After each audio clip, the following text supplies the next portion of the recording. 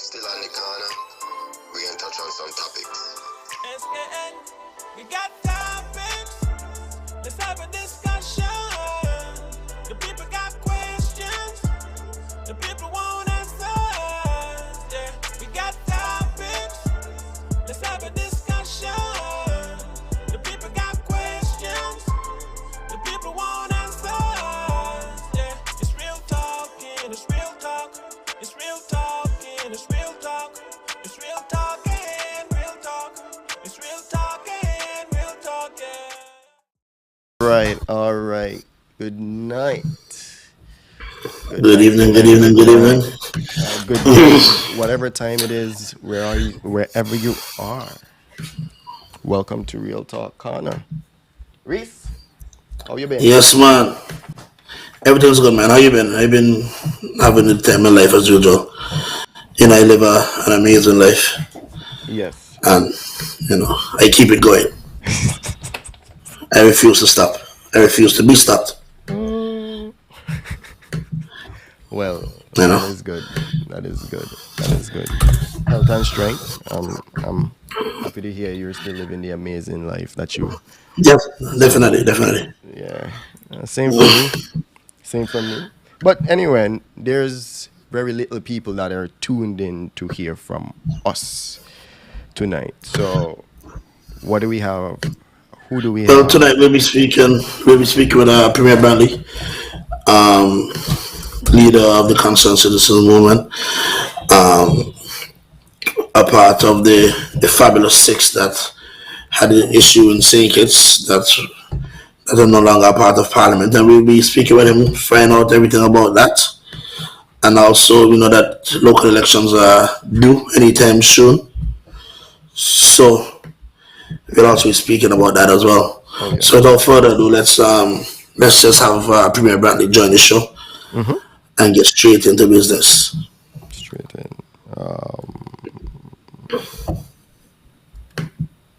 Just Hi, hello, can you hear me? loud and clearly.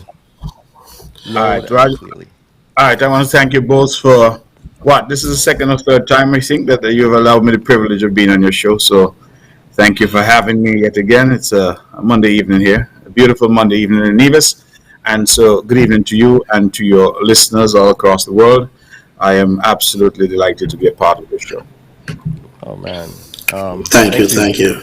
It's the third Thank you for time. accepting the invite.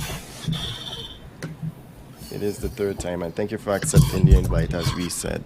So, uh, we were expecting to have you on this show around this time, or maybe it's coming on to end the year for a local election, but right now there is something else in the air. Everyone know, unless they've been living under some sort of rock, we have had snap federal election that is upon us, right? So, Premier Brantley, of course, we have heard stuff in the media, and we've spoken to you on occasions. And here on Real Talk Corner, we would want to hear it from you directly, right? Some of the things that actually took place in the unity government that caused the unity government to crumble. I know there was 17, was it 17 demand sent out to the sitting Prime Minister Timothy Harris. We also would like to know at what point did things start to crumble. And of course, we're going to get into the fair share portion of Nevis, the motion of no confidence. We're also going to talk about the local election. And we're going to open the floor to you right now so that you could talk to the people and the people could hear from you exactly what took place, at what point, and when did you feel like this unity government construct is no longer viable for the people in Nevis. Okay, well, I lost you for maybe 30 seconds there. Can you hear me now? Yes. I think. Yes, Okay, we I think can. I think I got the gist of it. Okay. I think to understand where we are, we have to have an appreciation of where we were in terms of what was this construct called team unity. I have said repeatedly that, in my opinion, team unity has been one of the best political ideas that the country has had in its post-independence history. Now, what did team unity seek to do? We had had 20 years of a Labour, and then towards the end, a Labour NRP administration at the federal level. And I believe that many had grown discontented with what we had at the time. And we wanted better. We wanted a better relationship between St. Kitts and Nevis. Recall, if you will, that we had a situation where the CBI funds from the negotiation of our passport were coming into Bastia by the billions and were being kept exclusively for the use of St. Kitts. Nevis was, even though the NRP was a part of that government, we got nothing. And when we did get something, it was called a loan, which, as you both know, you have to pay back. We had great difficulty on the island of Nevis during that time. It is a matter of tremendous regret that, for example, the Vance Amory Airport was mortgaged to the SIDF to cover a loan of just over $4 million in that institution. So both of you and your listeners, I would want you to imagine that you are essentially borrowing money from... Wait, Go ahead, go we ahead. lost him. Okay. Hello, Go I'm ahead. back. Yeah, you're back. Sorry about that. So I was asking you to imagine for a moment that we are borrowing from a fund that should jointly belong to us, and we are mortgaging our airport as security for that borrowing. I mean, I just want that to set in and for you to think about that. We had a situation where the checks for the civil servants of Nevis were bounced by the National Bank, a bank that is majority owned by the federal government. That was a situation in terms of hardship and real difficulty that we confronted as the island of Nevis. And so we decided that we needed a better way. At the time, of course, Dr. Douglas and the Labour administration had fired Timothy Harris from among them. And there were widespread allegations going back and forth. Bottom line is that he was no longer a part of that government. And Sam Conda, who was then the Deputy Prime Minister, resigned. And I always make the point that Sam was never fired. Sam resigned in support of Timothy Harris and Team Unity. And so we put this construct together. CCM, if you recall, under the leadership of the late great Vance Amory, had never joined with any political party before. CCM had the opportunity time and time again to form a coalition, and they had refused. So when we started to build up to Team Unity, it required a sea change in terms of CCM's ethos and perspective and political ideology. Because prior to 2010, 11, 12, when we put this construct together, CCM had had a position of non-alignment. So that changed. We had to persuade CCM and its supporters that this was the best way forward. It was a response, as I said, to the extreme difficulty that Nevis and the wider country was experiencing. So we put this construct together. And what was the construct? The People's Action Movement, led by Sean Richards, the newly formed PLP, led by Timothy Harris, and the CCM, led by Vance Amory. I was a critical part of the conversation and putting the construct together.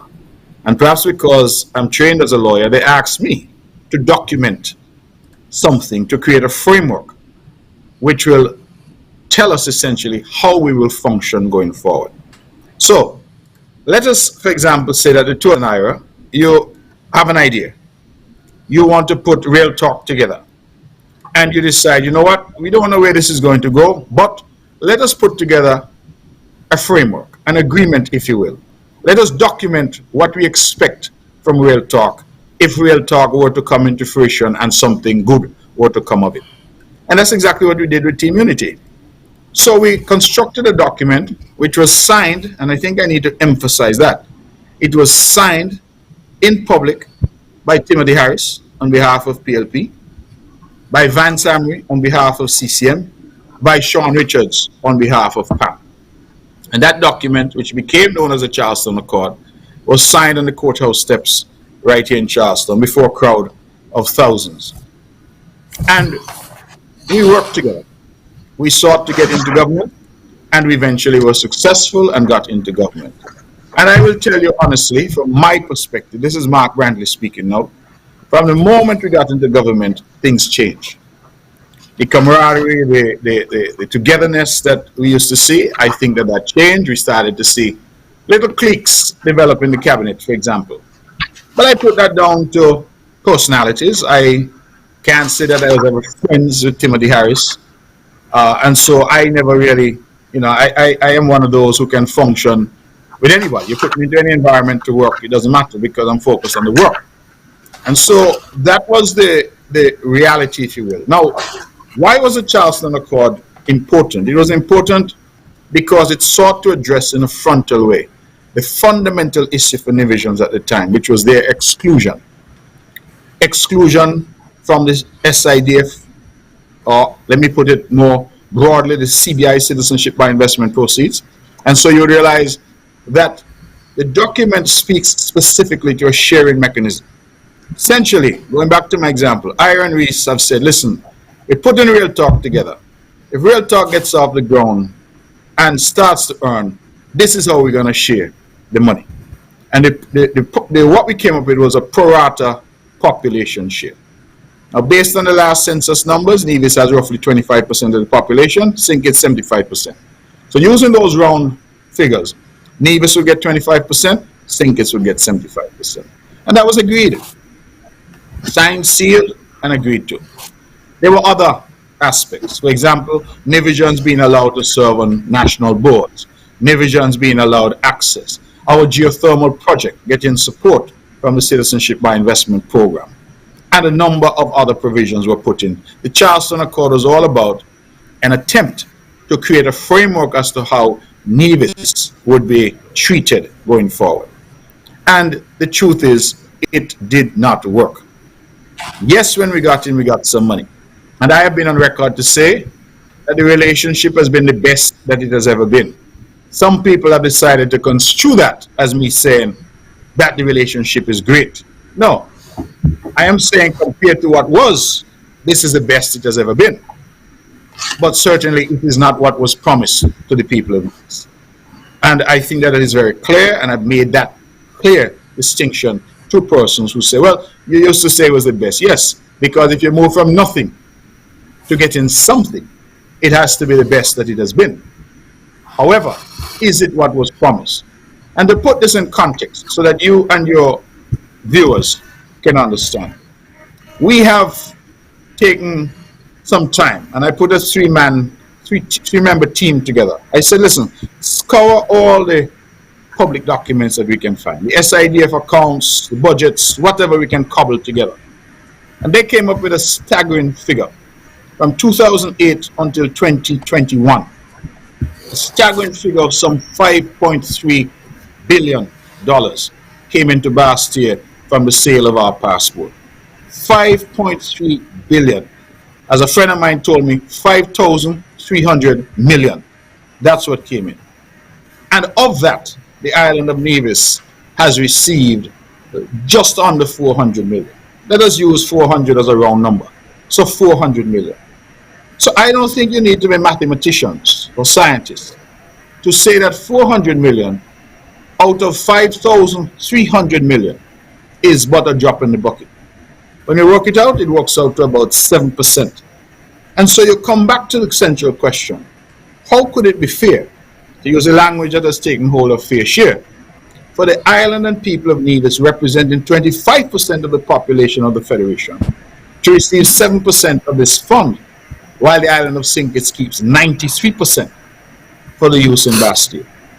Now, for my part, I became Premier, as you remember, in late December 2017, forgive me.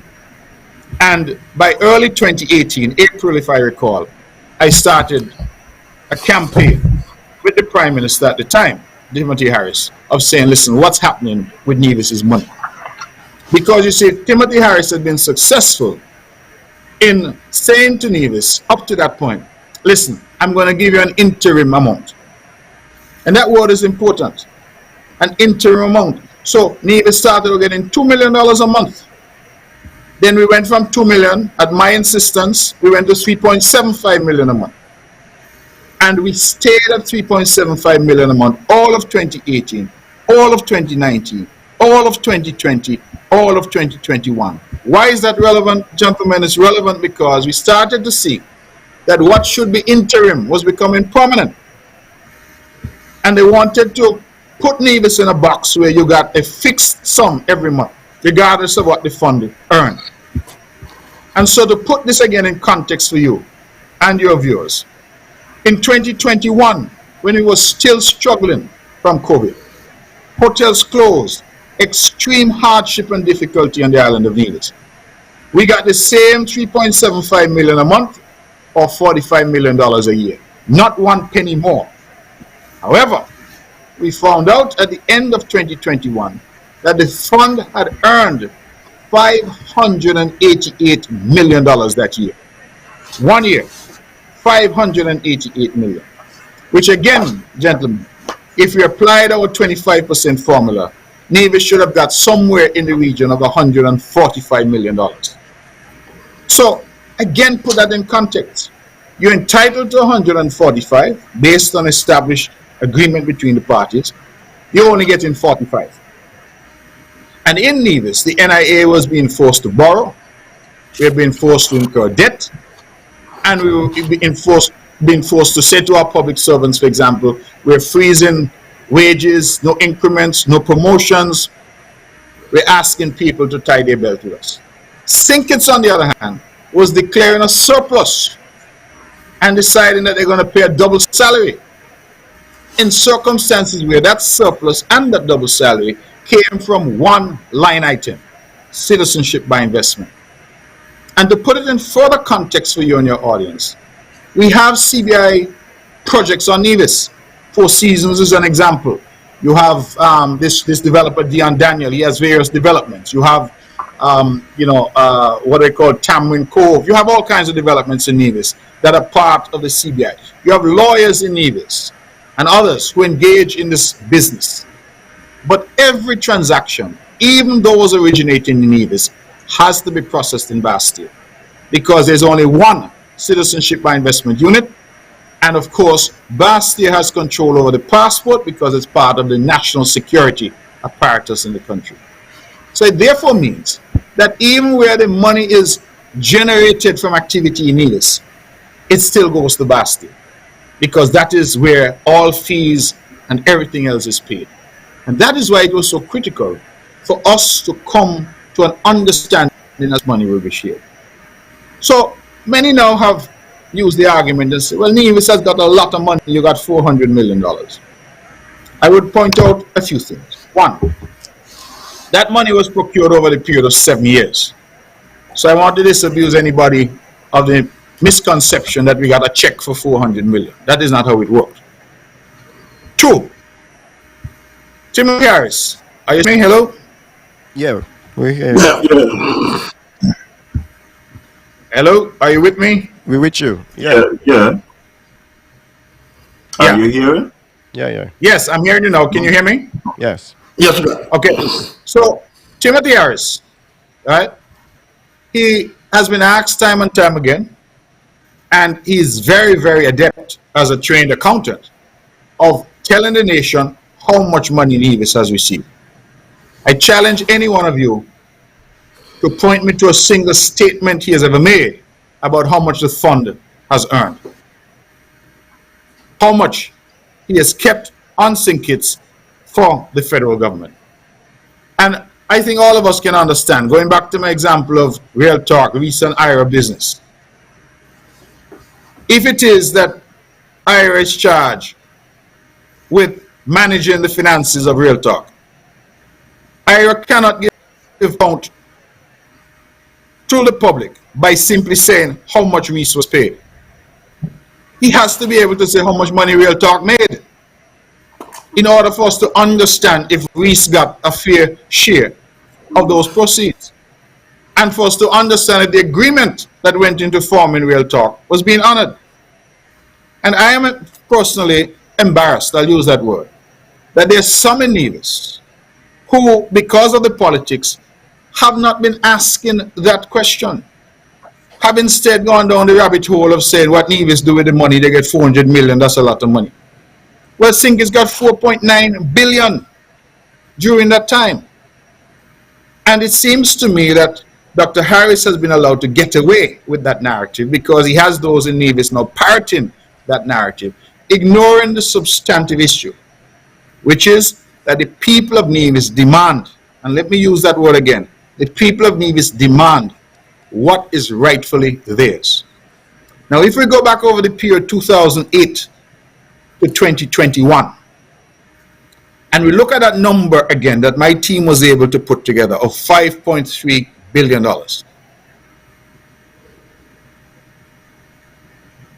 Hello? We're here. Yes. Yeah, You look at okay, sorry. You look at that number again Yeah. of $5.3 billion, and you consider what would Nevis have got if we were getting our fair share. And 1/4 of 5.3 billion is over $1 billion. In fact, I believe it's somewhere in the order of 1.35 billion. It therefore means, gentlemen, that the people of Nevis are currently owed somewhere close to $1 billion. And I want again you all to put that in context. $1 billion is 4 times the size of the Nevis annual budget. With $1 billion, Nevis can pay off its entire public debt. Build out our infrastructure. We need a stadium at the Mondo track done. We need ETW Park developed done. We need a hospital finished done. We need roads, airport, geothermal, done. And we still have money to put on the bank. That is what $1 billion could have done on the island of Nevis. So by depriving us of our money, it puts us into a situation where we are constantly having to borrow to do capital projects, or in the case of some of these projects, we're being forced to fund from revenue. Put differently, we wait until we collect revenue and then we pay to fund some of these projects. And so Nevis has been at a disadvantage. And I decided that enough was enough, because I wrote to the Dr. Harris, and I said to the then Prime Minister, Dr. Harris, listen, this is the position, this is what was agreed, this is what has happened, contrary to the agreement. He wrote me back, Ministry of Finance is assessing the situation, I'll get back to you. I said, fair. 7-8 months later, When did you write him? At what point? 2018, I think April. I became Premier in December 2017. My first letter, if I recall, was April of 2018. Okay, 28. And I wrote on this issue. Okay. He responded. He said Finance was looking at the matter. I said, fair enough. 6, 7, 8, 9 months go by. Nothing. I write again. I believe it was in October or thereabouts.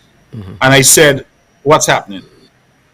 I get a response then which said that, good news, that the Ministry of Finance is almost finished with their report, and that we will shortly have something. Now, I knew at the time when he told me that they almost finished the report, and the report was finished. Hear me correctly. I knew that the report was finished.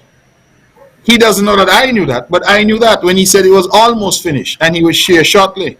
Well, that shortly never came, because the report dealt with various scenarios. And even at 15% to the people of Nevis, Nevis was still owed money. So, no report came. I wrote again. This time he said he may have to put a committee together to look at the matter.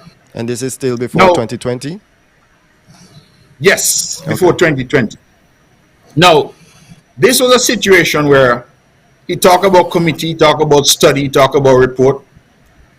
This was also interspersed with meetings. I recall we met at Park Hyatt one morning over breakfast. We met at Four Seasons. We met at a place called Rock Lobster in St. Kitts.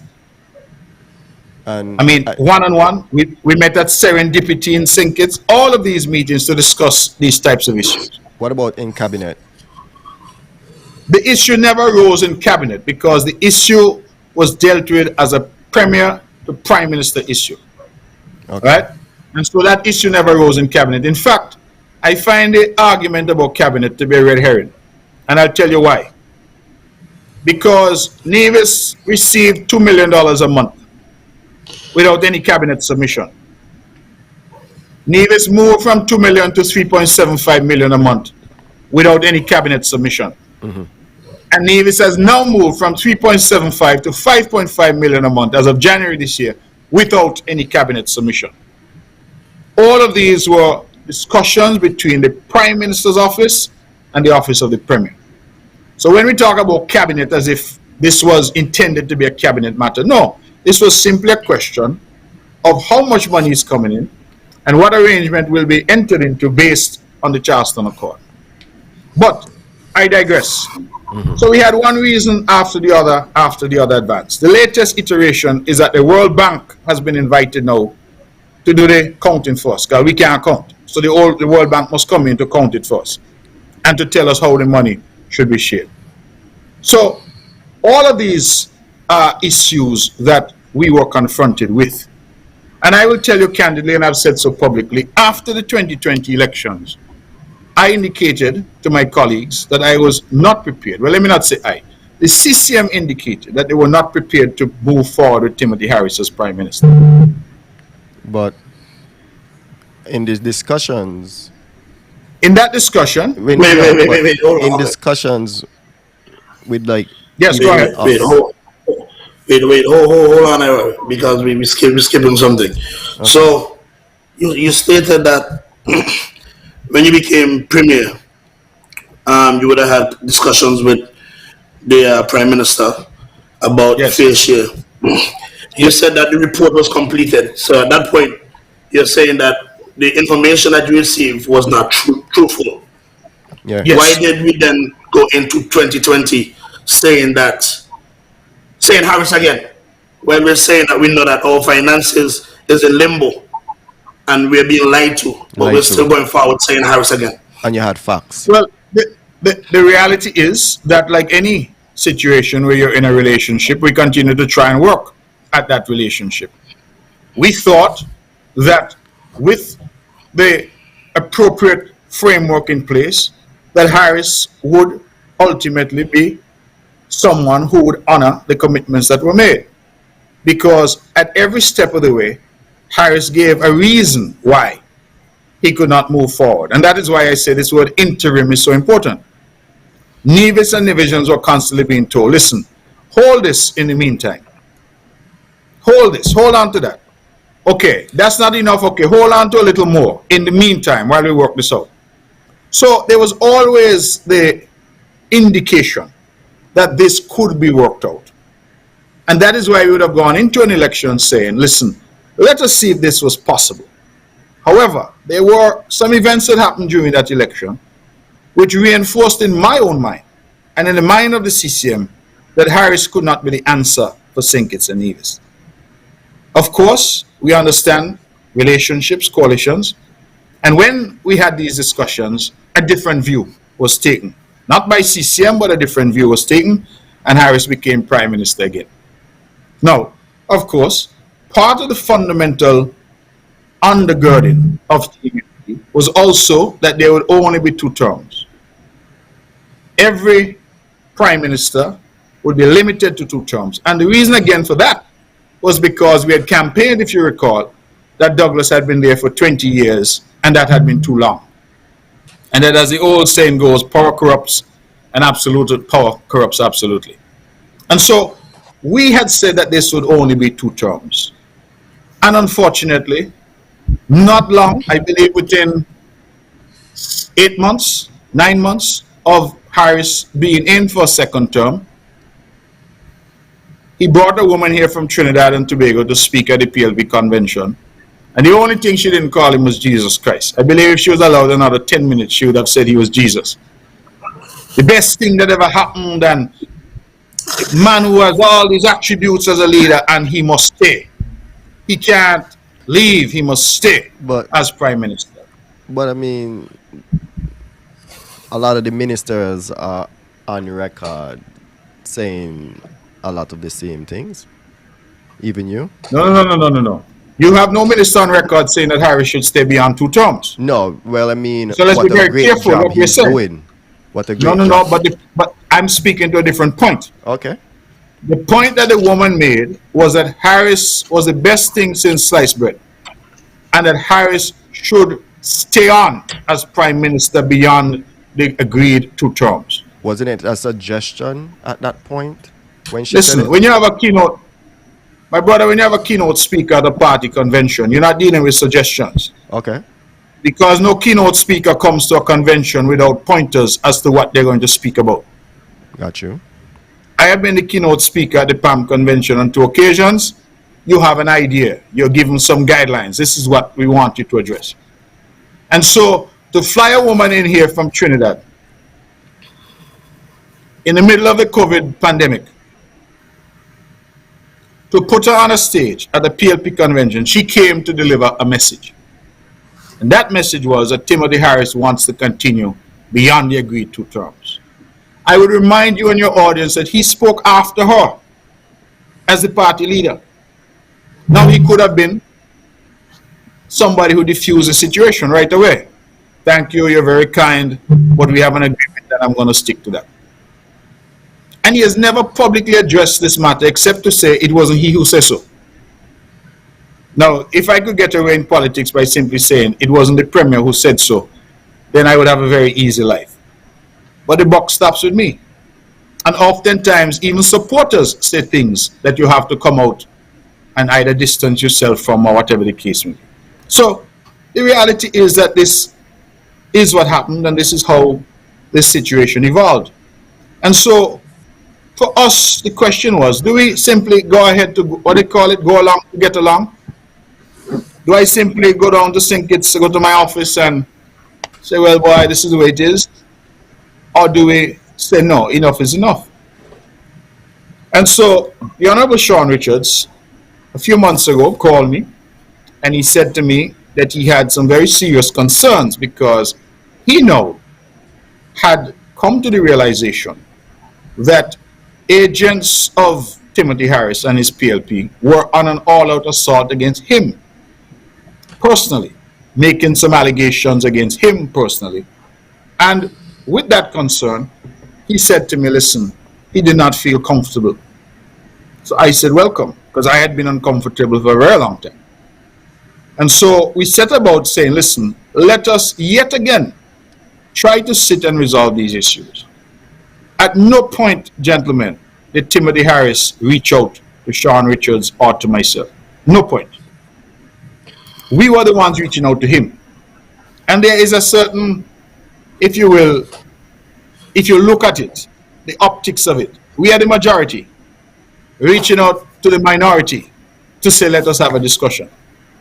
And the minority who had been put there by the majority is saying, basically, I don't have time for that and obfuscating and delaying. Well, Eventually, we met, and that is what led ultimately to us meeting. After 9 days, we requested a meeting, took 9 days to meet.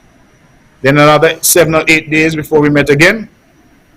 And then eventually, we were able to document some concerns and give a deadline for those concerns to be addressed.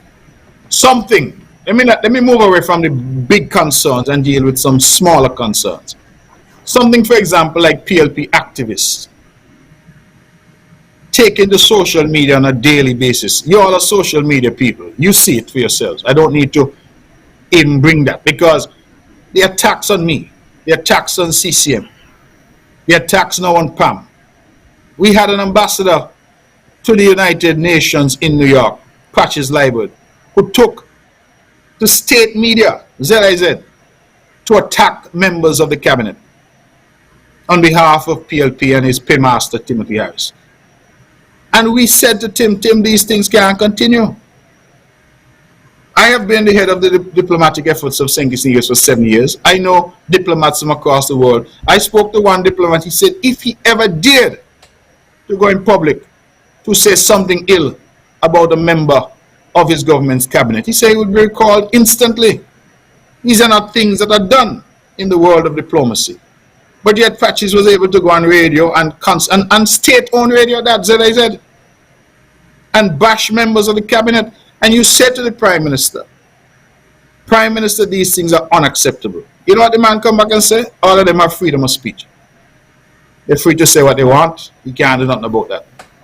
So to me, those which are low-hanging fruit showed me that there was absolutely no seriousness. And the only thing that Timothy Harris was seeking to do was to play for time. He knew he was not ready for a general election. Even now, as we speak today, he's not ready because he still can't find candidates. Okay. And so he was playing for time. And the further down the road he could kick the ball, while he continued undermining his colleagues, he continued to do the things that he was doing that were objectionable. I think that would have served his purpose well. And so we said enough is enough. And here we are today. We didn't have to be here because if you were minded to compromise, I think we could have tried to work things through. But clearly, this is where we are.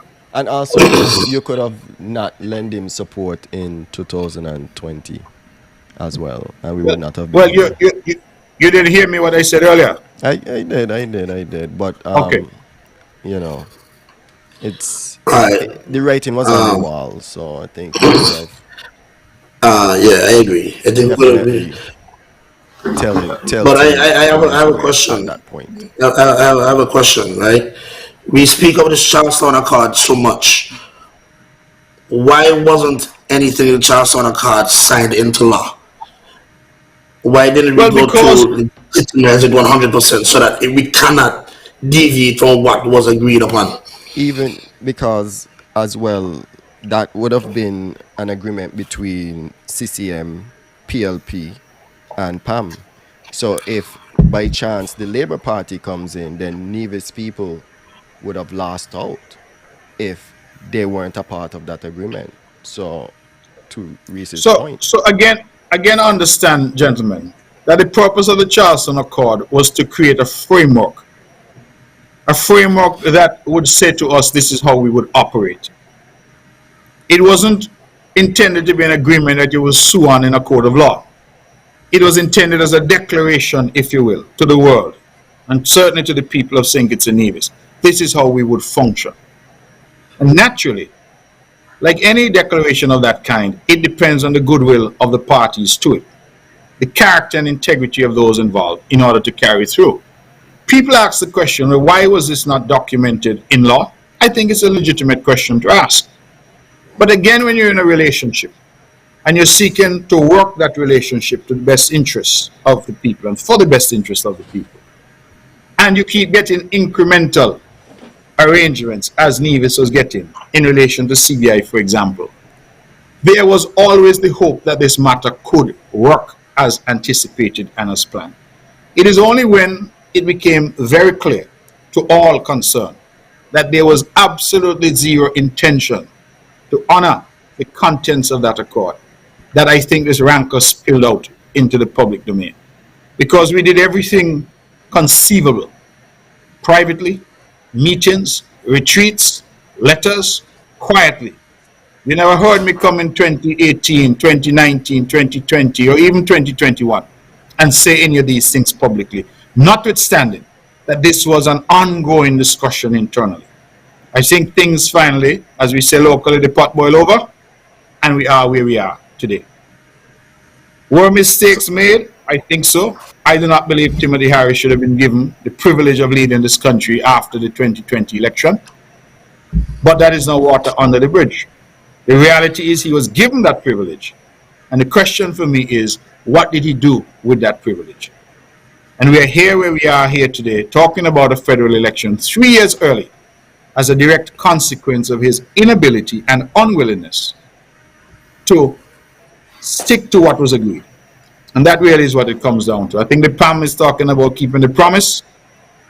And we are simply saying, as all of us would understand, listen, treat Nevis fairly, come to the country in an honest and open way, and do what was promised, do what was committed to. Premier, And if you can't do that, then you can't have our support. Premier, one time you said the only way that Nevis is But, going but to. Go ahead. Come in. I just wanted to add a little bit to what we said. Having learned from that mistake, going forward, if you get in, would you seek to attempt to get it legislated? Well, we can't seem to attempt to get the issue of CBI legislated. I think we have to be clear as to what we're talking about. Yeah. Because remember, the Constitution in Section 110 already talks about the sharing of tax revenue. That has never worked. Throughout our independence, that section has never worked. It is one of those sections of the Constitution which has been largely ignored.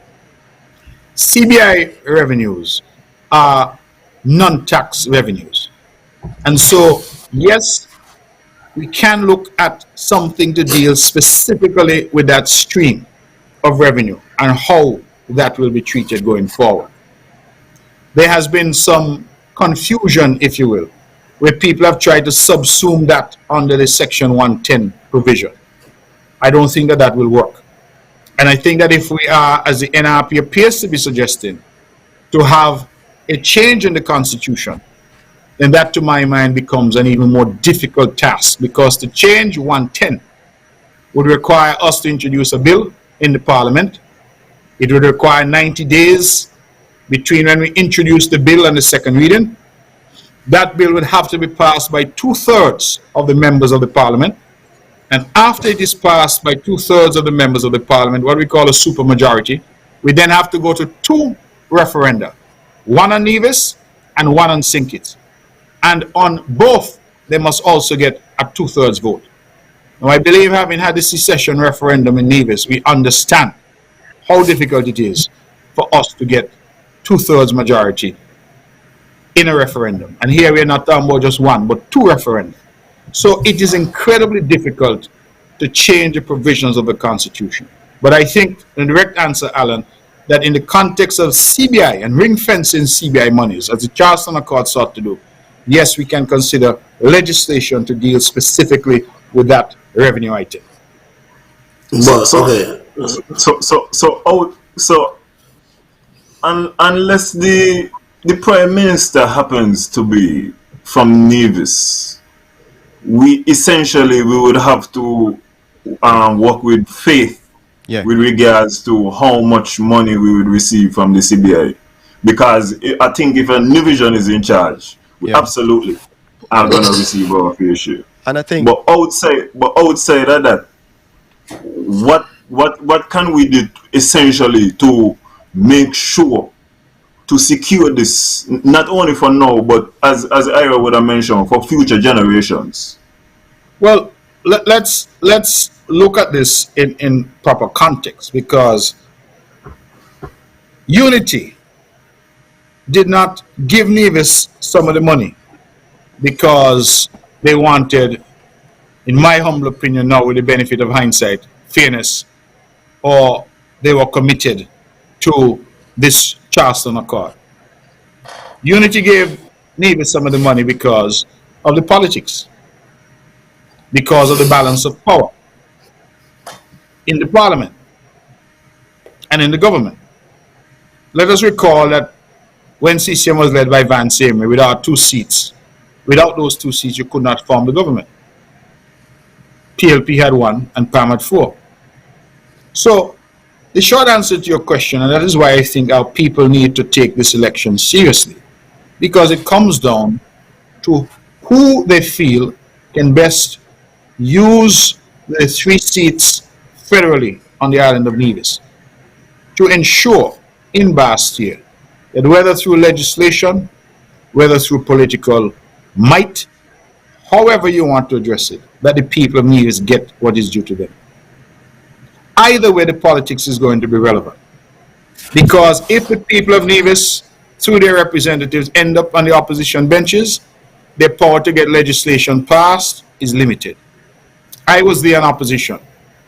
I was the first person in the history of St. Kitts and Nevis to try to get an opposition member's bill into Parliament to be debated. On freedom of information, I tried that. Integrity in public life, I tried that.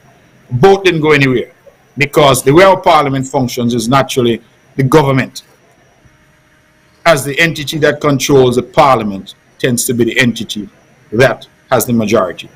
So the short answer, Alan, either way we cut the cake, the politics is going to be important.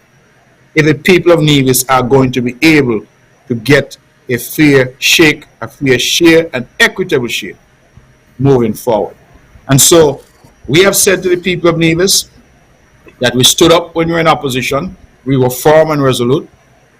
And even though we went into government and the situation improved somewhat, when we realized that we would not get what was committed to, and that the people of Nevis were leaving money on the table every year, we said enough was enough.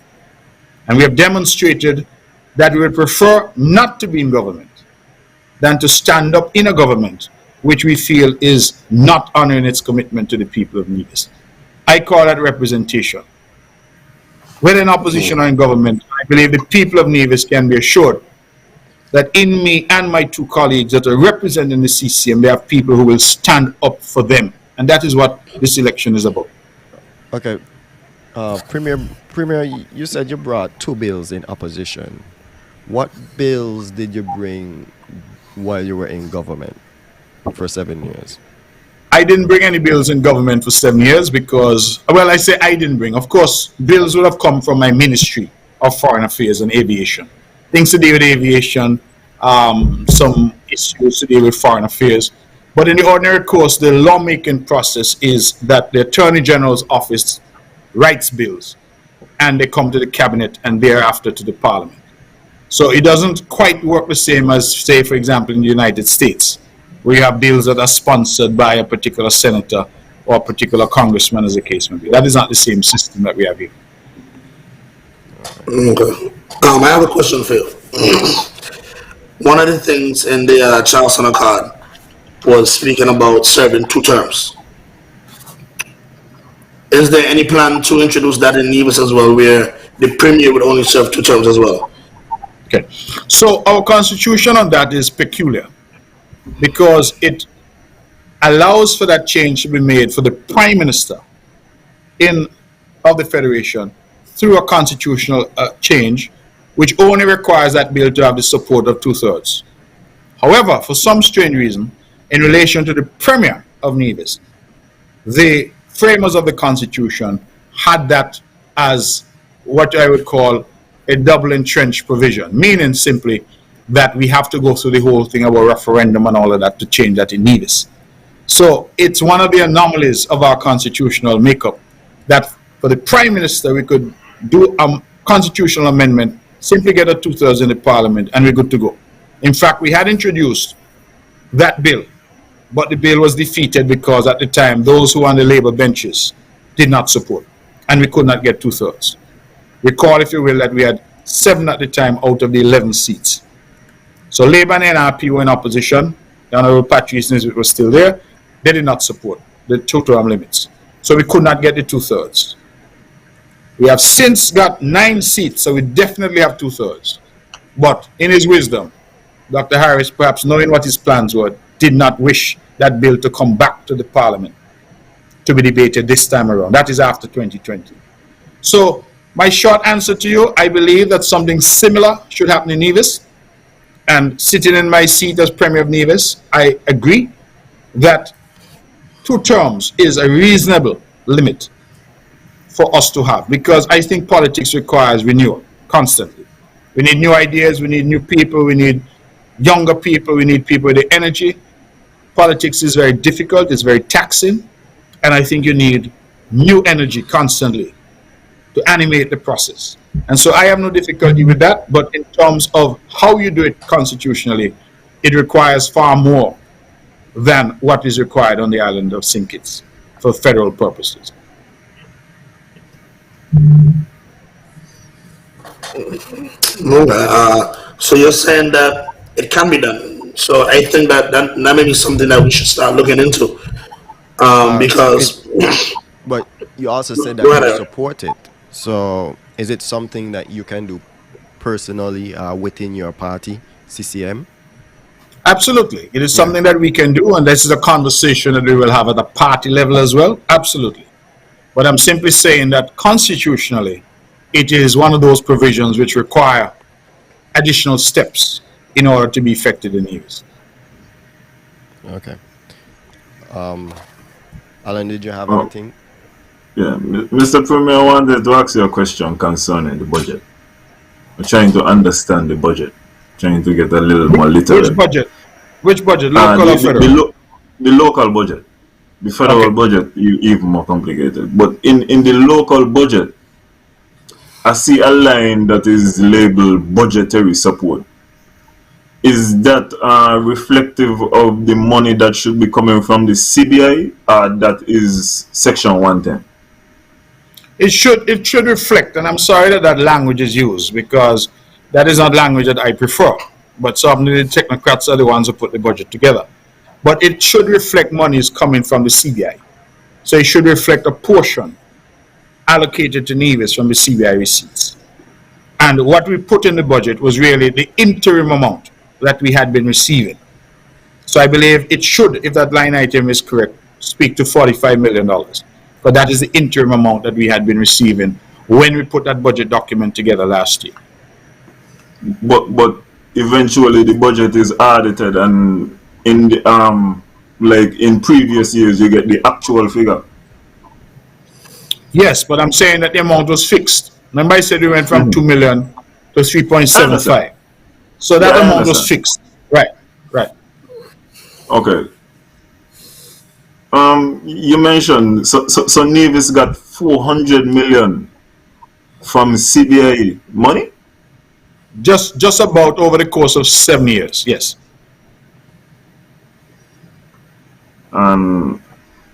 Okay. I trying to reconcile some numbers now, because when I'm dividing 400 million by 7 years, I'm getting 57 million a year. So Yes. so what is the discrepancy? But recall that you have, and as you said, the audited amounts would show if that amount changes from year to year. Because remember, in some of those years, you had a double salary declared at the end of the year, which is But ordinarily not budgeted for. double salary affects the CBI receipts? Well, where do you think it's coming from, Alan? That's where it's coming from. So what I'm trying to say is that when we say the 400 million, it includes those years that the double salary was paid from CBI. You understand what I'm saying? Yeah, So the because budget would, yeah. I think I heard you mention that the monthly salary is something about like 8 million. So, for example, that 8.5 would would be be about. 8.5. so you That's an would ordinary. reflect. So it would That's an reflect, for ordinary. example, Ordinary. 17. So that would be 17. So and the 17 would come from the CBI. Right. Right. Oh, okay. Alright. Right. So anytime there's been a double salary, it has really come from the Citizenship and Investment Program. That's where it's paid from in Syncits, and we have always said if you're going to pay it from that in Syncits, it has to be the same for Nevis. So that is what accounts sometimes for that difference that you're talking about. Okay. So, because there has also been some question in the media about the ability of the NIA to sue the federal government. So, Yes. based upon the fact that the CBI is non-tax revenue, does Nevis have any standing to bring a case against the federal government? That is a fundamental question, Alan. We have in fact taken legal advice on the matter, and there is some question as to whether or not Section 110 and thereafter Section 112, which gives a right to sue, whether or not that covers the CBI revenue, because that speaks specifically to tax revenue. So we have no doubt that VAT, customs, corporate tax, etc., will be covered. But the question is whether or not citizenship by investment, which, let's face it, it accounts for over 50% of the national budget. So that is the whale in the ocean. The rest is just little fish. That is the whale in the ocean. So does it incorporate that? And there's a serious legal question there. So it really raises the issue for us in a very direct way as to whether or not constitutional redress is available to the people of Nevis to deal with this line item. I am not saying yea or nay. I'm simply saying that that is a legal question that there appears to be some legitimate debate about. And you are exploring, you are at least seeking legal advice. Not seeking, we have sought, we have obtained legal advice, and it is a matter that we are prepared to pursue if it comes to that. But as I like to say, in this thing we call politics, there's a code of law and there's a code of public opinion. We're now in the code of public opinion in an election cycle, and we will see what the people decide. I personally would love to see it tested in the courts.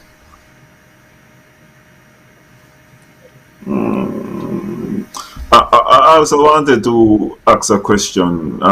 You spoke about being undermined by the Prime Minister, and the references have been mostly towards social media and that type of posting.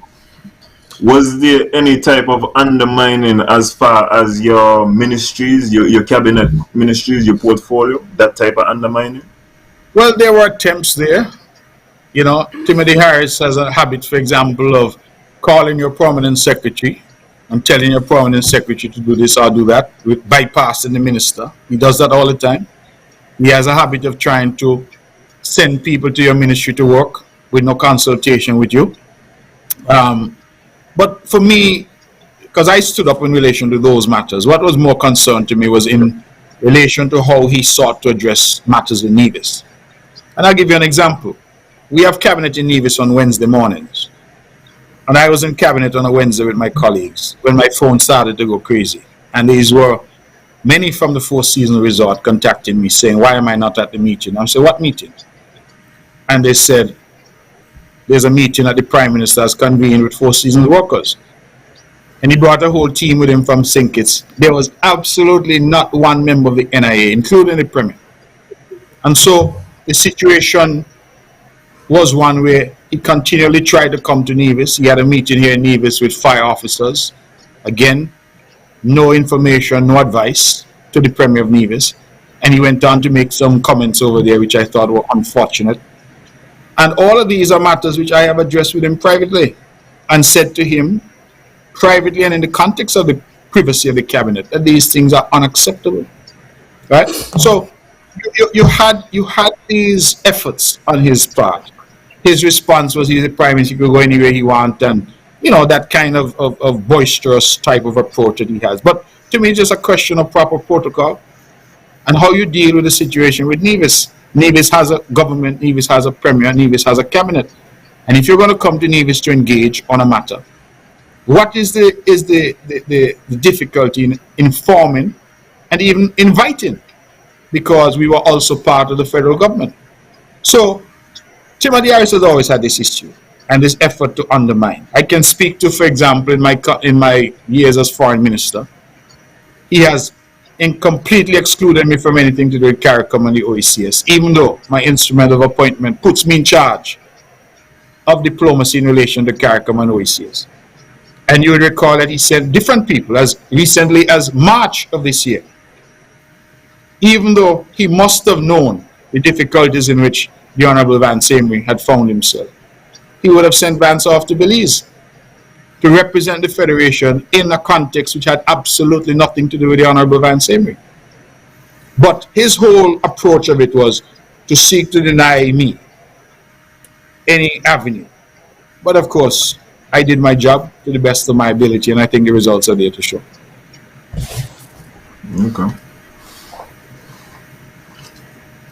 Here's a question. The way how we're currently looking, it's looking like there's going to be another coalition government. Has the CCM had any talks with PAM or Labour about joining to get PM Harris out? Well, the CCM has been very clear that we have said with the People's Action Movement, we have real unity. What we have said is that the concept of unity remains. We had a rogue element in unity that has now departed, and we are left as the core and as the majority of Team Unity, PAM and CCM. And so we have said that we will be willing to form a government. The people of Nevis have to understand that with only 3 seats available at the federal level, that those 3 seats would have to coalesce with somebody if we had to form a government. It's as simple as that. Nevis cannot form a federal government on its own. So that is the conversation that we have had. In direct answer to your question. No, but has Labour been, has the St. Nevis Labour Party been an option? We have not Let's had say, any discussion with that. let's say that CCM comes in with 3, PAM comes in with 2. You need at least 1 more. Has that been an option? Have you guys thought about that? We have not had a discussion with the Labour Party on St. Kitts. Our discussions have been with the People's Action Movement on St. Kitts, and we are saying that that represents real unity, what is left of Team Unity, having a rogue element that has left. Well, So that is where we are. what about if CCM doesn't come in with 3 and it goes back to a 2-1 scenario? Well, again, our position is the same, Ira. Wait, We have said that we are willing to coalesce to form a government. okay. You would work with the NRP to form a government? Absolutely. I will work with whoever has the best interest of Nevis at heart. Okay. I must tell you thus far we have not seen any indication that the NRP is interested in Nevis issues. But we are prepared to work with who has the best interest of Nevis at heart.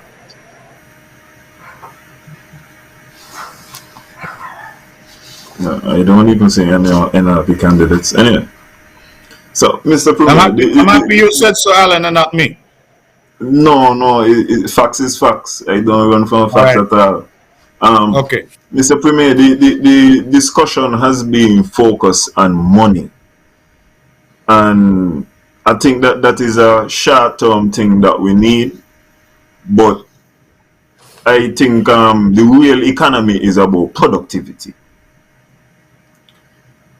When we do get this money, we're gonna use it, but there are also other things, as I said, that go into the economy, credit and all this type of thing. But when you do eventually get this fair share for Nevis, what are the things that you will do to make Nevis more productive, whether it be in the services industry or manufacturing? How would you approach it? Question I had. Okay. We have some definite plans which we had hoped to unveil because, like you all, we expected a local election. That's what we were preparing for. We feel that in the area of manufacturing, Nevis has some inherent disadvantages because clearly we do not have a large population and our cost of labor is quite high. Manufacturing generally looks to low-cost jurisdictions in order to set up. The only areas in which I think we can go would have to be on the higher end of the spectrum. And I think technology is what we must look to. That affords us an opportunity. I feel that we have already the idea here and a start in relation to attracting companies and investors to Nevis to create tech jobs. Jobs that are going to utilize the intellectual capacity of our population and allow them to earn at a particular level. I don't see that manufacturing plants here where people are, you need masses of people making $300 a week, that is going to work on the island of Nevis. So we need a different model if we're going to talk about large-scale employment in that direction. I think technology affords us that opportunity. Agriculture. I believe that we have already doubled down in relation to agriculture. We're seeing productivity in agriculture unlike any other period in our history. Greater use of technology. I'm sure you drive around Nevis, Alan. I'm sure when Ira and Risa here, they drive around, they see the shade houses popping up. That has been a direct policy to encourage that kind of production. We are seeing a Nevis now which is almost self-sufficient in pork, almost self-sufficient in eggs and egg production, and we will shortly be unveiling our poultry production side of things. That is the actual meat, chicken for consumption, not just eggs. We feel and we've identified, I believe it is 10 crops that we can be self-sufficient in, and we're pushing that as well. So I see agriculture as another critical part of our economic matrix going forward. We need to diversify our economy. Financial services has played a critical role. We need to do better at that. And I think this government is committed to looking at cryptocurrencies to see where that wave that we see happening globally can be a part of our economic matrix going forward. Your listeners, your viewers might be interested to know that some of the most iconic and well-known cryptocurrency guys, billionaires, that they have St. Kitts and Nevis citizenship, and some actually reside in St. Kitts and Nevis. So we have an ecosystem already that we could tap into to create, again, those jobs on the tech side and higher income earning jobs as we move, and as I believe the world moves in that direction. We need also to diversify in terms of what we offer. And that is why during the height of this pandemic, I would have negotiated with MSR Media to bring them here. And I'm very proud of the fact that they've now produced 6 movies on the island of Nevis. Something which I believe 3 years ago we would have thought was impossible. They've set up shop here. They have big plans for Nevis in terms of what they want to do. And I like the fact that when I read now about Nevis, Nevis is being mentioned alongside Puerto Rico and Dominican Republic as film destinations where people can come to do filming. We are also adding to that photo shoots, video shoots, and trying to create that niche for the island of Nevis where people can come. We see that as an important addition to the traditional hotel and tourism infrastructure that we have created. We have not and will not abandon tourism because we still see that as an important part of that economic mix. But what we're trying to do is to build out our economy in a far more significant way than it has been built out in the past. What would our fair share do? Our fair share, most of all, would seek to alleviate our debt overhang at the moment. We spend a considerable amount of our revenue to service debt. I think that will help us eliminate that. It will help us to do some of those larger infrastructural projects that we would want to do. And I mentioned a few at the top of the show. And so I believe, and most importantly, let me add this, it will allow us to put some money in the bank. As our grandparents used to tell us to save for a rainy day. We are going to go into a hurricane season now starting on the 1st of June. And truth be told, we have no idea each year what's going to happen. We pray for the best, but we don't know what will happen. And if a hurricane were to hit Nevis, we'll be forced to borrow again in relation to dealing with the aftermath of a hurricane. So that's why resources are critical. Development costs money. If we're going to invest in our schools, if we're going to invest in healthcare, in our infrastructure, in renewable energy, all of that requires resources. And that is why I think the people of Nevis need to understand that accessing those resources is critical for our people and for the island's development. All right. So wait, hold on. I got to get you, man. You mentioned agriculture, 10 crops. Is cannabis one of the crops that was identified? No, that was not among the 10 that we said we would be self-sufficient in. We were talking more food crops. I don't know people are eating cannabis here, unless it's edibles. Well, no, Mr. Premier. So people are eating cannabis? No, check out Whistler. Check out Whistler and there is a lot. You're talking about something that's cannabis infused. Definitely, but listen, no, I was talking about. Go ahead. People eat. No, I was talking in the context of food and nutrition, as opposed to something that's infused. Like I see people talking about brownies and Rizla. What do you call it, Rizla? A drink, right? Yeah. Stuff like that. But no, I was talking more in the context of food and feeding people. So I confess that what we are talking about when we say the 10 crops or food crops, So Oh, tomatoes, onions, that kind of thing. That's what we were talking about. Okay. But I do agree that cannabis has a role to play going forward. In fact, the NRP had made some noise about it in a local election, and we in the CCM took the view, I think the correct view, that it could not be addressed at the local level. It had to be a federal matter. We have advocated at the federal government for this to be dealt with. We made some incremental steps, but in my humble opinion, we have not gone fast enough or far enough to get this done. And that is something that we are committed to complete the job in relation to as well, to ensure that we can build out a cannabis industry. That, to my mind, is going to be also part of the economic matrix going forward. Okay. So, Premier Brantley, you mentioned cryptocurrency.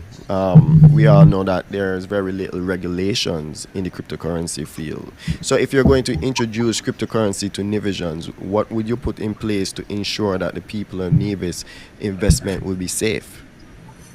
So you have to understand that there are different facets to cryptocurrency. It's a whole new world out there. And one of the things that we've been looking to do is to see, just as a complement to our traditional financial services, whether or not we could have, for example, crypto exchanges, cryptocurrency exchanges existing here.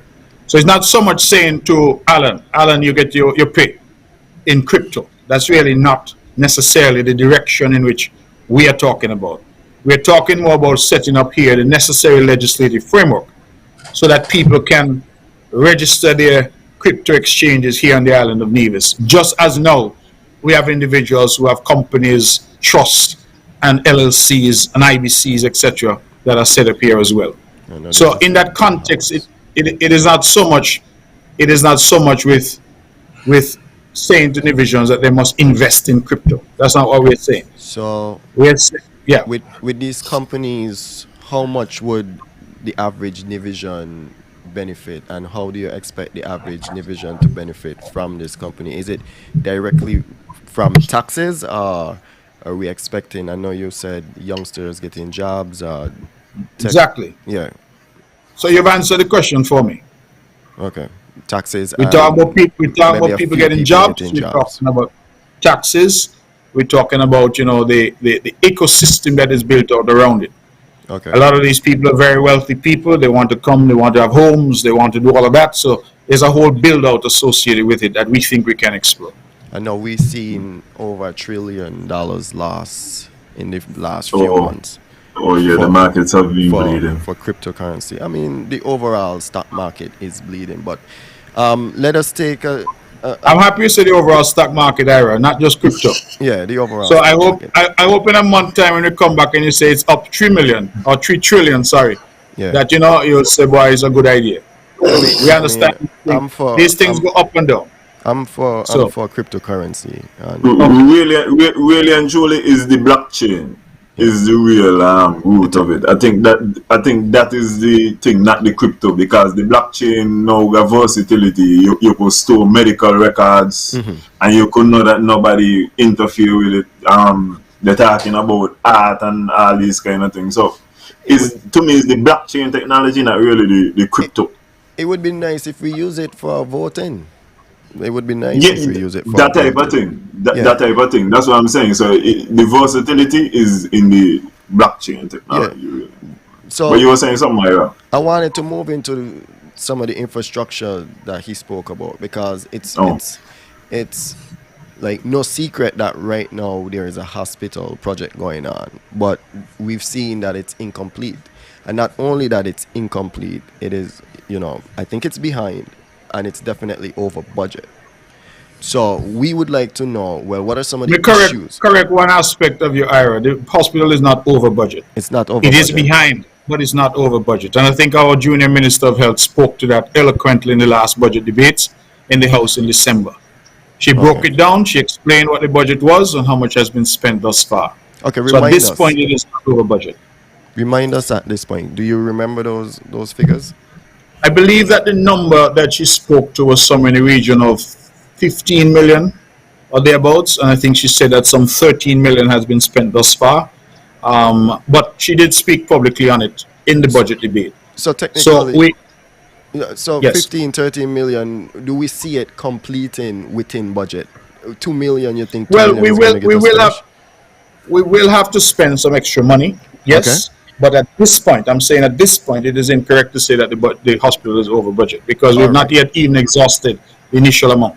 I take that back. I take that part back. But what are some of the issues where we see why it's behind then, Well, if we have already first, budgeted for it? first of all, it seems to me that in the ongoing discussion that people forget that we had 2 years of COVID. And I know that it is not popular for people to talk about COVID because people see it as an excuse. But the reality is COVID brought Nevis to a halt. That has been our reality. And just like other countries where COVID locked down, there's some people even up to today are still working from home. Okay. In big countries, modern countries with lots of money and access to resources. Yeah. So let's face that reality. Construction and activities such as those were hard hit by COVID. Okay. Our revenue as a government was hard hit by COVID. And so even you have a budget, and I think people need to understand.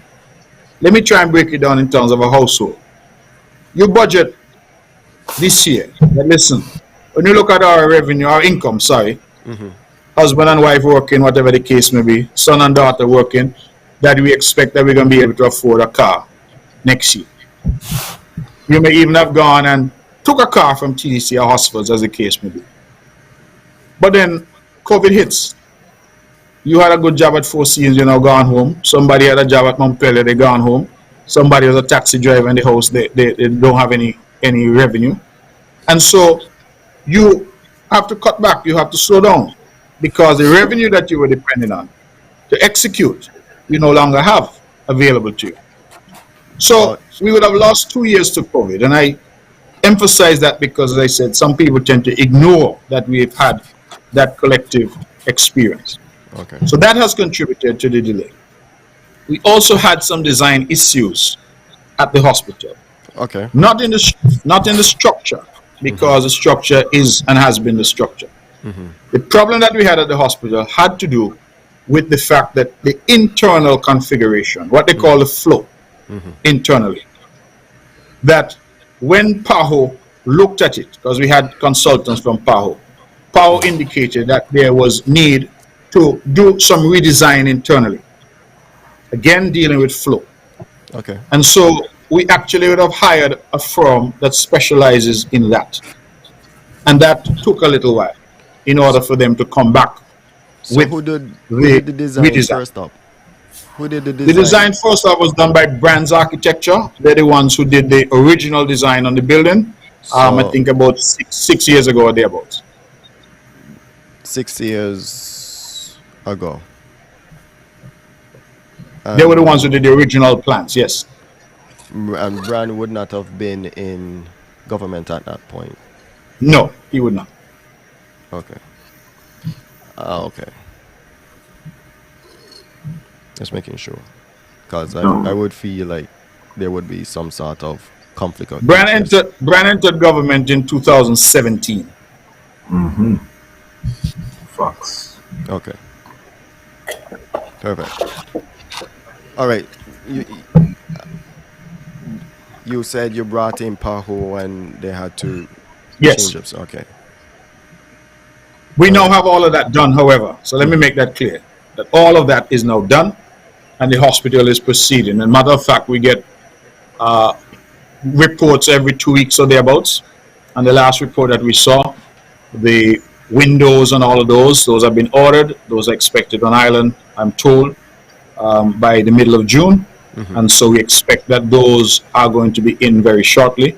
When that happens, I think that to the onlooker, you will see a more finished look because, with windows and all that put it out, the building starts to look a bit more finished. We have started to do work on the interior and we expect that build out is to continue. In the interim, we are also already reaching out to suppliers in relation to the equipment that we will need at that hospital. And so I have every confidence that that project was delayed, but that project will be completed and will be pressed into use for the benefit of the people of Nevis. It is the single largest investment in healthcare ever seen on the island of Nevis. Would we have the professionals to um, facility, that hospital, are we prepared? What are we looking like? What are we expecting in terms of equipment? Are we going to be able to have proper equipment and professionals to run that facility? And when do you The short expect it answer, to finish at the, this the point? short answer to you is yes. We expect to have equipment. We're expecting at the new wing, which is 2.5 times the size of the current hospital. Yeah. So the addition is 2.5 times the size of the current hospital.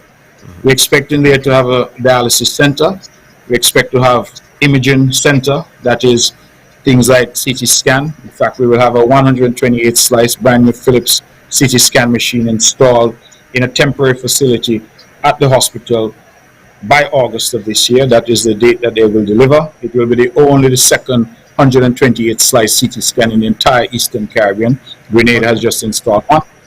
We expect to have a better space for physiotherapy. We expect to expand our surgical suite and what is available surgically on the island of Nevis. And we expect to have additional rooms for nurses, for doctors, and certainly for patients as well. Um, the maternity ward is also to be expanded. And of course, we're adding a state of the art kitchen facility to accommodate the entire complex when we're done. So, what we're seeing is really a massive overhaul of our primary care facility, which is the Alexandra Hospital. Okay. So how much did the mistake cost taxpayers? What mistake? The improper flow. The Well, I didn't say there was an improper flow. I said that when Paho and those came and had a look at it, they suggested that certain things could be done in a different way, and we took that advice. So okay. we could have, let me put it Why? differently. We could have gone ahead and built the hospital Without just it? as it was designed, Oh, okay. and it would have So been functional, right? why wasn't Paho brought in earlier? All right, from the beginning. Well, I think that's a good question. We could have done that. We did not do that. Paho did come in, however, eventually, and were part of the process and have been a part of the process. So it's a good argument as to why they weren't brought in originally. I can't really explain that. But I can say that they did come in and have been a part of the project, and they gave some suggestions, and we have followed those suggestions.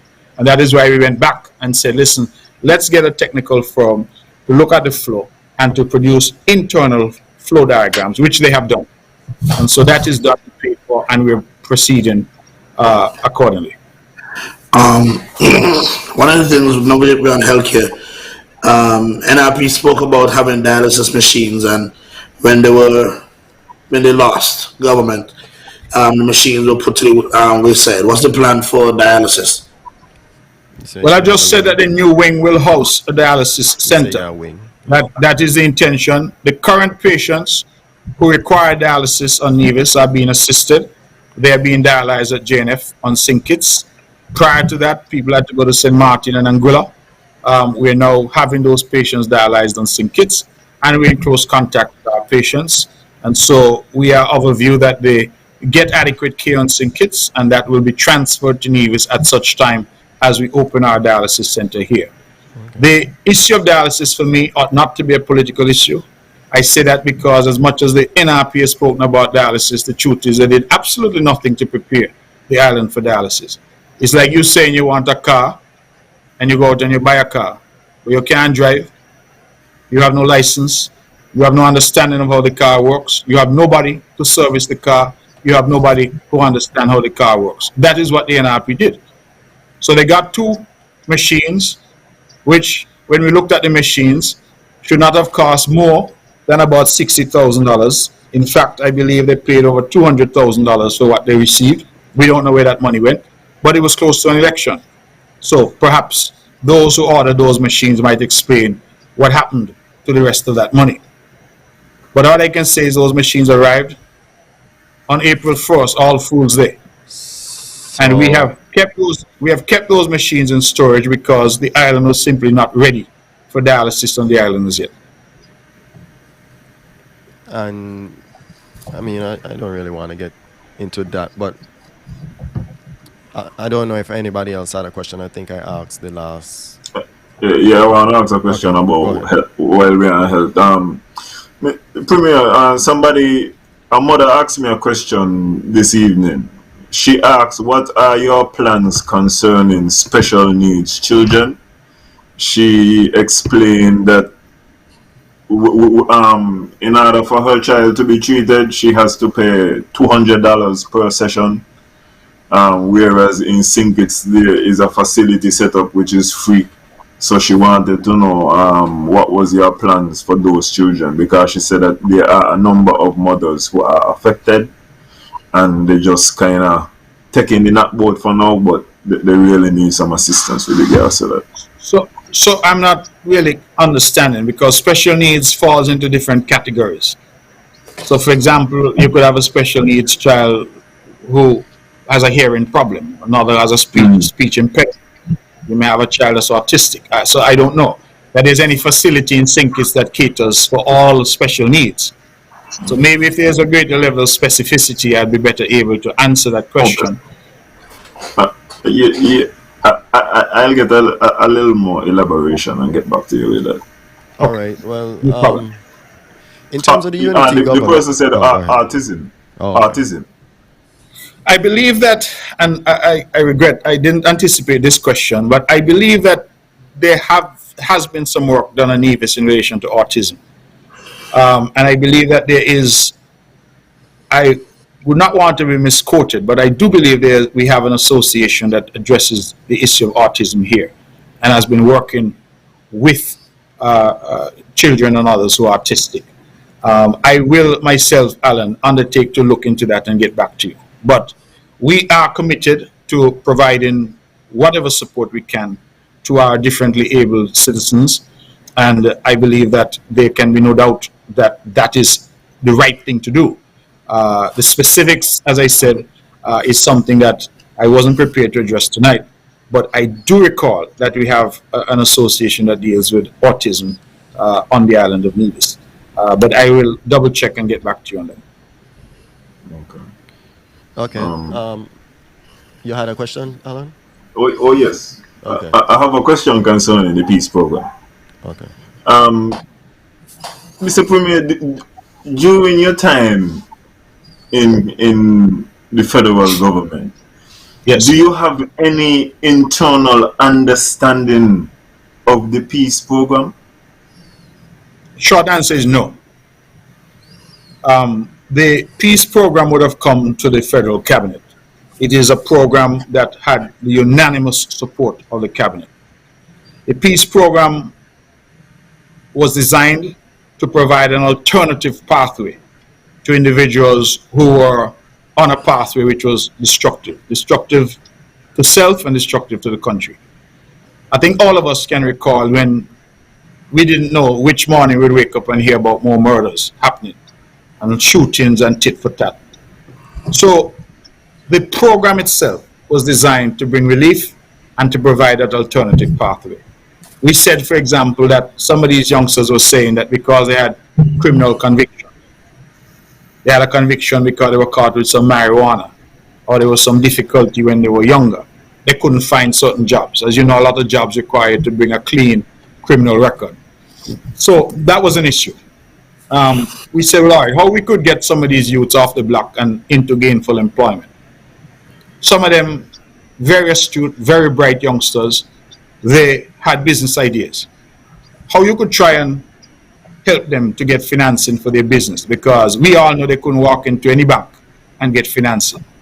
So that was the thinking behind it. Unfortunately, along the way, rather than it being administered through the government, the monies were sent to the development bank, and it was being administered through the development bank in circumstances which have become very opaque. There's no accounting, there's no reporting to the cabinet on it, and that has been part of the difficulty, because when the questions have been asked on that, on the STEP program, on the PAP program, no answers have been forthcoming from Dr. Harris. So we are committed to the idea of a peace program, committed to the idea of providing an alternative for youngsters who need that alternative if we are to have all the members of the society playing their role. But we are also committed to a program that is transparent and to ensure that those who are involved in the program are actually keeping the end of the bargain, so to speak. And what I mean by that is that if the government and the taxpayer is going to fund your small business, for example, you can't still be out there in the gun culture and engaging in criminal activity, because it means that the taxpayer is not getting what the taxpayer is paying for, which essentially is a different pathway for these youngsters. So I can tell you, Alan, that under any government that I'm a part of, we will have the peace program, because I think it has contributed significantly to the reduction of violent crime in the country. But it has to be a program that is more transparent and accountable. All right, one question that I have for you. Recently, we've heard a lot of things about the airport in Nevis. What are the plans for the Van Samre International Airport? So we recognize that the Van Samre International Airport has become an asset which is not contributing in any significant way to the economic activity on Nevis. We have done everything that we knew how to do to attract traffic to the airport. We have had various airlines come, trade in aviation. We had Seaborne, now called Silver Airways from Puerto Rico. We had Cape Air. We've had Air Sunshine. We brought various carriers in. None of them have fared well, because for whatever reason, the people of Nevis have not been minded to use the Van Samre Airport. So people's travel appetites have changed. Most of our people now, if they go into the US, they seem to prefer to go to St. Kitts, fly to Miami, and then from there to wherever they're going, as opposed to what we used to do, which is to go to Puerto Rico and fly from there. Of course, we also suffered when American Eagle pulled out of the region. Can you remember they had a hub in Puerto Rico and they moved that out to the region? American is now, I think, headquartered in Miami for purposes of our region. And so we suffered from that as well. The airport has been in decline for many years in terms of traffic to the airport. And so we know that we must do something there. The problem that we have is that the runway is, how should I put it? It's like an in-between kind of runway. When I say in-between, it can accommodate the small flights, maybe as big as LEAP, the American Eagle, but beyond that, it can't accommodate. So when you look at our neighbor Anguilla, for example, Anguilla has been able to extend in their runway now to be able to get what we call regional jets. I don't know if any of you have traveled, say, from New York to Canada. They use a smaller jet.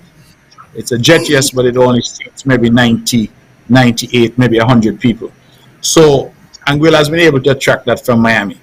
And that is where we are trying to head to insofar as this is concerned.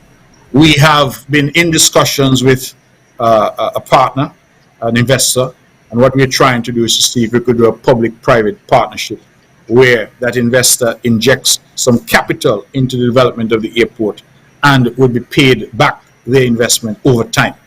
So we are negotiating that now. I haven't said anything publicly on it yet because those negotiations are still ongoing, but it's a matter that the cabinet has looked at to determine how we can access the capital. And what is the intention of relation to Van Samre at this point? It is to transform it into a private jet facility, which will see the private jet traffic coming to Nevis and being able to accommodate that. We will build a hangar, so it will involve some expansion of the runway, hangar facility, and an improvement of the existing tower, the existing infrastructure there in terms of terminal, and of course to create what they call an FBO there on that airport as well to deal with what we anticipate will be new traffic. We'll also, of course, put in a proper fuel facility to allow people to buy fuel here. A lot of people, when they look at airport operations, don't quite understand that it is the add-on services that make the airport make money. People think it's just the fact that planes are landing. That's important. But it's also, can they get hangar space? Can they get fuel? A lot of jets that come here, for example, have to take off from Nevis. I mean, I know one homeowner at Four Seasons has a private jet. They land here, they then take off and go to Puerto Rico to get jet fuel. So all of those are, if you will, revenue streams that we are trying to tap into in order to move this process forward. But more on that as we go forward and we see where those negotiations go in terms of discussions to attract some private investment there. So, in private So it's not sold. Okay. So The airport is not sold, yeah. No, Because that's no. speculated. he basically saying the talking to an investment banker. to get some Yes. capital. That's my How can we understanding of what's taking place. how can we sell our airport? That can't happen. It can't happen under me. It can't happen under anybody. No. The NRP mortgaged it. The NRP did mortgage it, but we will not sell it. Was it paid Okay. off? Was that mortgage paid off? No, No. we told them No. we're not pay, we told them we're not paying, Okay. and so I believe they removed the debt from the books. How could I pay off a debt when you're lending me my money? Okay. Mark, I want to go back to the CBI for a little bit. Sure. There is a lot of focus on the CBI, and you being the foreign minister, right? Minister of Foreign Affairs. What are some of the challenges that you see the CBI could face in the upcoming years, especially with the war in Europe, where we had to basically ban Russians from the program, and we know Russians supplied a good portion to the CBI program. I think Timothy Harris would have said that. So, what are some of the issues that we see, and what happens when we're fighting for fair share and the CBI program declines to a level? What would we do? Sure.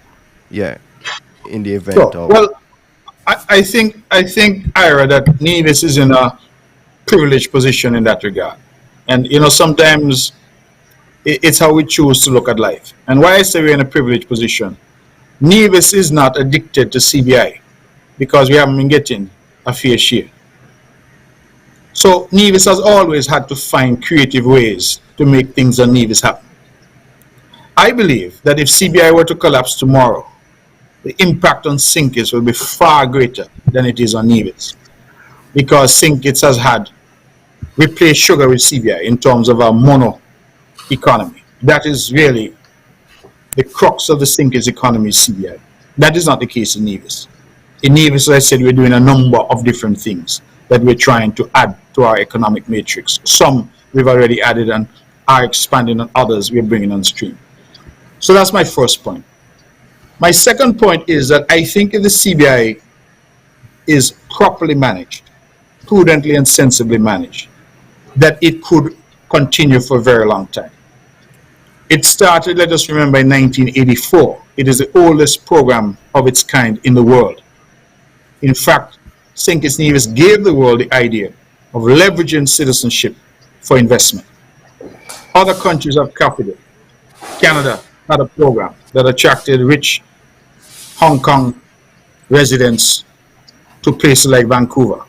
The United States has an EB-5 visa program. Many people don't talk about it. But you can, if you invest a certain amount of money in the US, be able to go to the US. Once your investment is going to employ, I think, a minimum of 10 people or something like that. Cyprus, Malta, Portugal, United Kingdom. I have said, anecdotally, that a lot of these Russian oligarchs who settled in London clearly didn't go there for the weather. It is because England again provided this golden visa situation that they benefited from. So this idea that started here in this little country has really become now a global industry. I think with proper management, once international governments are persuaded, Ira, that we are doing what we're supposed to do, we are doing our due diligence, we are ensuring that those who apply to the program are properly vetted. And I can tell you that in Sinkis Nevis now we vet using various agencies, including Interpol, using agencies that the United States, Canada, and the England have access to. And so we try to do as comprehensive a job as possible to ensure that our passport doesn't end up in the hands of bad actors. I support the CBI program. I think it is an innovation that we should be proud of as a small country. We gave the world this idea, but I do think that it has to be carefully managed. Now, my role as foreign minister has been delicate because, as you know, I have been out there expanding our diplomatic footprint, and I feel very proud of the fact that under my watch, our passport is now the most powerful in the entire Caribbean, taking us to more countries globally, visa-free than any other passport in our region. I feel that we should all be proud of that accomplishment, and that was achieved over the last 7 years that I've been there as foreign minister. I will go on record to compliment the diplomats that work for St. Kitts and Nevis throughout the world, because it is through their diplomacy that we have been able to achieve that signal honor of having the number one passport. The smallest country in the Caribbean has the number one passport in the Caribbean. So And that makes it sought after.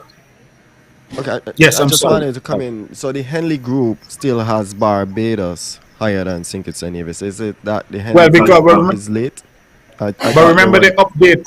Sometimes they are behind the curve, because I have close connections with the people at Henley, and sometimes the reality is that they aren't, because we are signing these visa waiver arrangements on a reasonable clip. So if, for example, the last one we signed was a small Pacific country called Tuvalu, they may not have updated their records as yet in relation to that. Bear in mind as well that sometimes these are signed and there's a bit of delay in terms of implementation, because in some countries they need to do certain things internally to implement. But I think that based on my last tally, the St. Kitts and Nevis passport now allowed access to about 162 or 163 countries and territories around the world, which was more than any other passport in the Caribbean. Okay. Okay. Yeah. That would be. That would be. I would come in again with another question if anybody else had Hold on, something. hold on. Yeah. Quick question. Was Denzel Douglas correct when he said that Harris is not good for the country?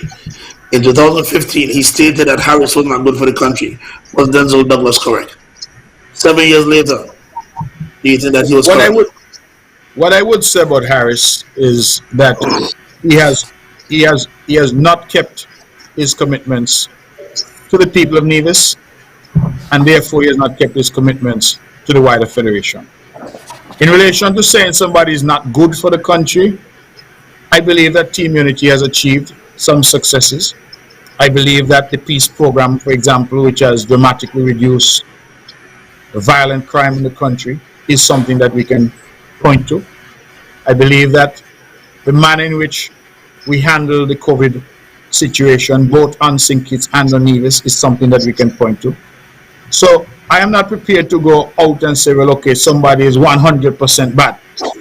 What I can say is that my experience with Timothy Harris is that he cannot be trusted to deliver to our people what he himself committed to. And I have a difficulty with people that I can't trust, because it means, therefore, that they are not committed to what they say they will do or what they commit to doing. And so that is my own situation. I have a difficulty with people who have to be the center of gravity in relation to government, that can't allow their ministers to shine, can't allow anybody else in the cabinet to get credit for what they do in their ministries. You will realize, for example, that no housing singles can be handed out unless Timothy Harris is there. He's not the Minister of Housing.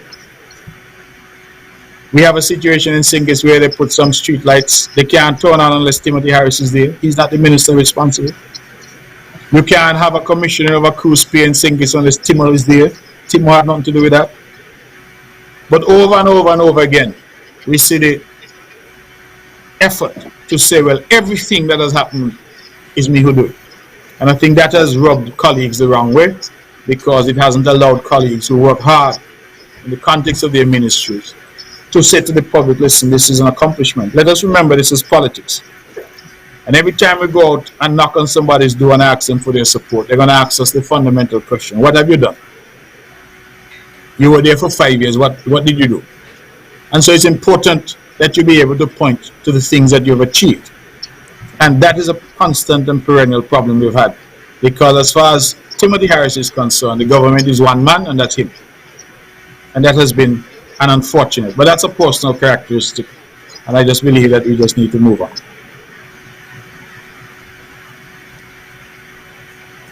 Okay. Anybody else? Mr. Premier, a lot has been spoken about campaign funding.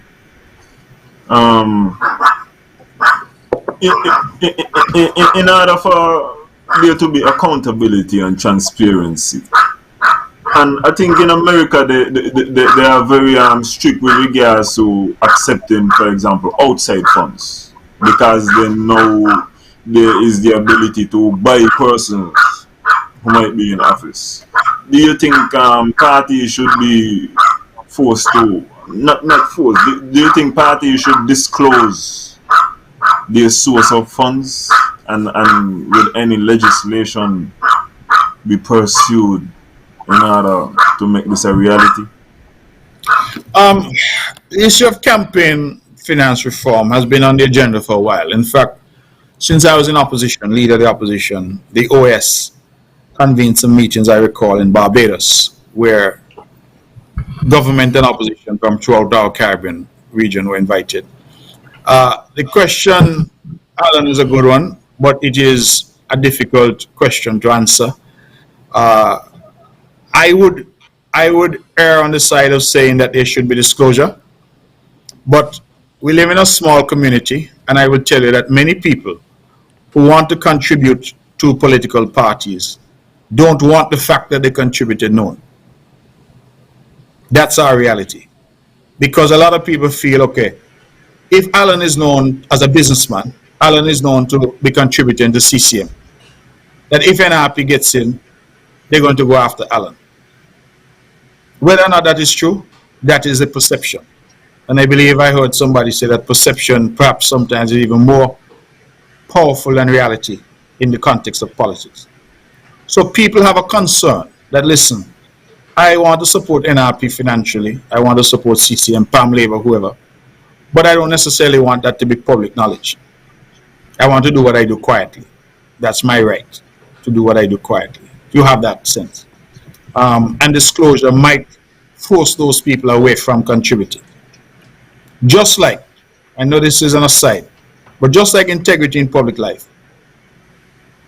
an accomplishment of my government that I'm very proud of, that most people don't talk about, is that for the past 3 or 4 years in Nevis, all members of cabinet have had to file their assets and liabilities with a fully functional integrity commission.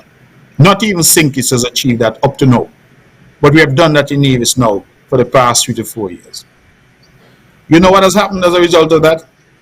Some people serving on statutory boards, for example, have said, listen, I am not disclosing my assets to no commissioners, and so I prefer to resign from those boards than to function in a capacity that will require me to disclose. Because remember, the disclosure required politicians, but also those in statutory boards, etc., to disclose their assets and liabilities. You had public servants who are saying, oh, why should I, as the director of some department, have to disclose?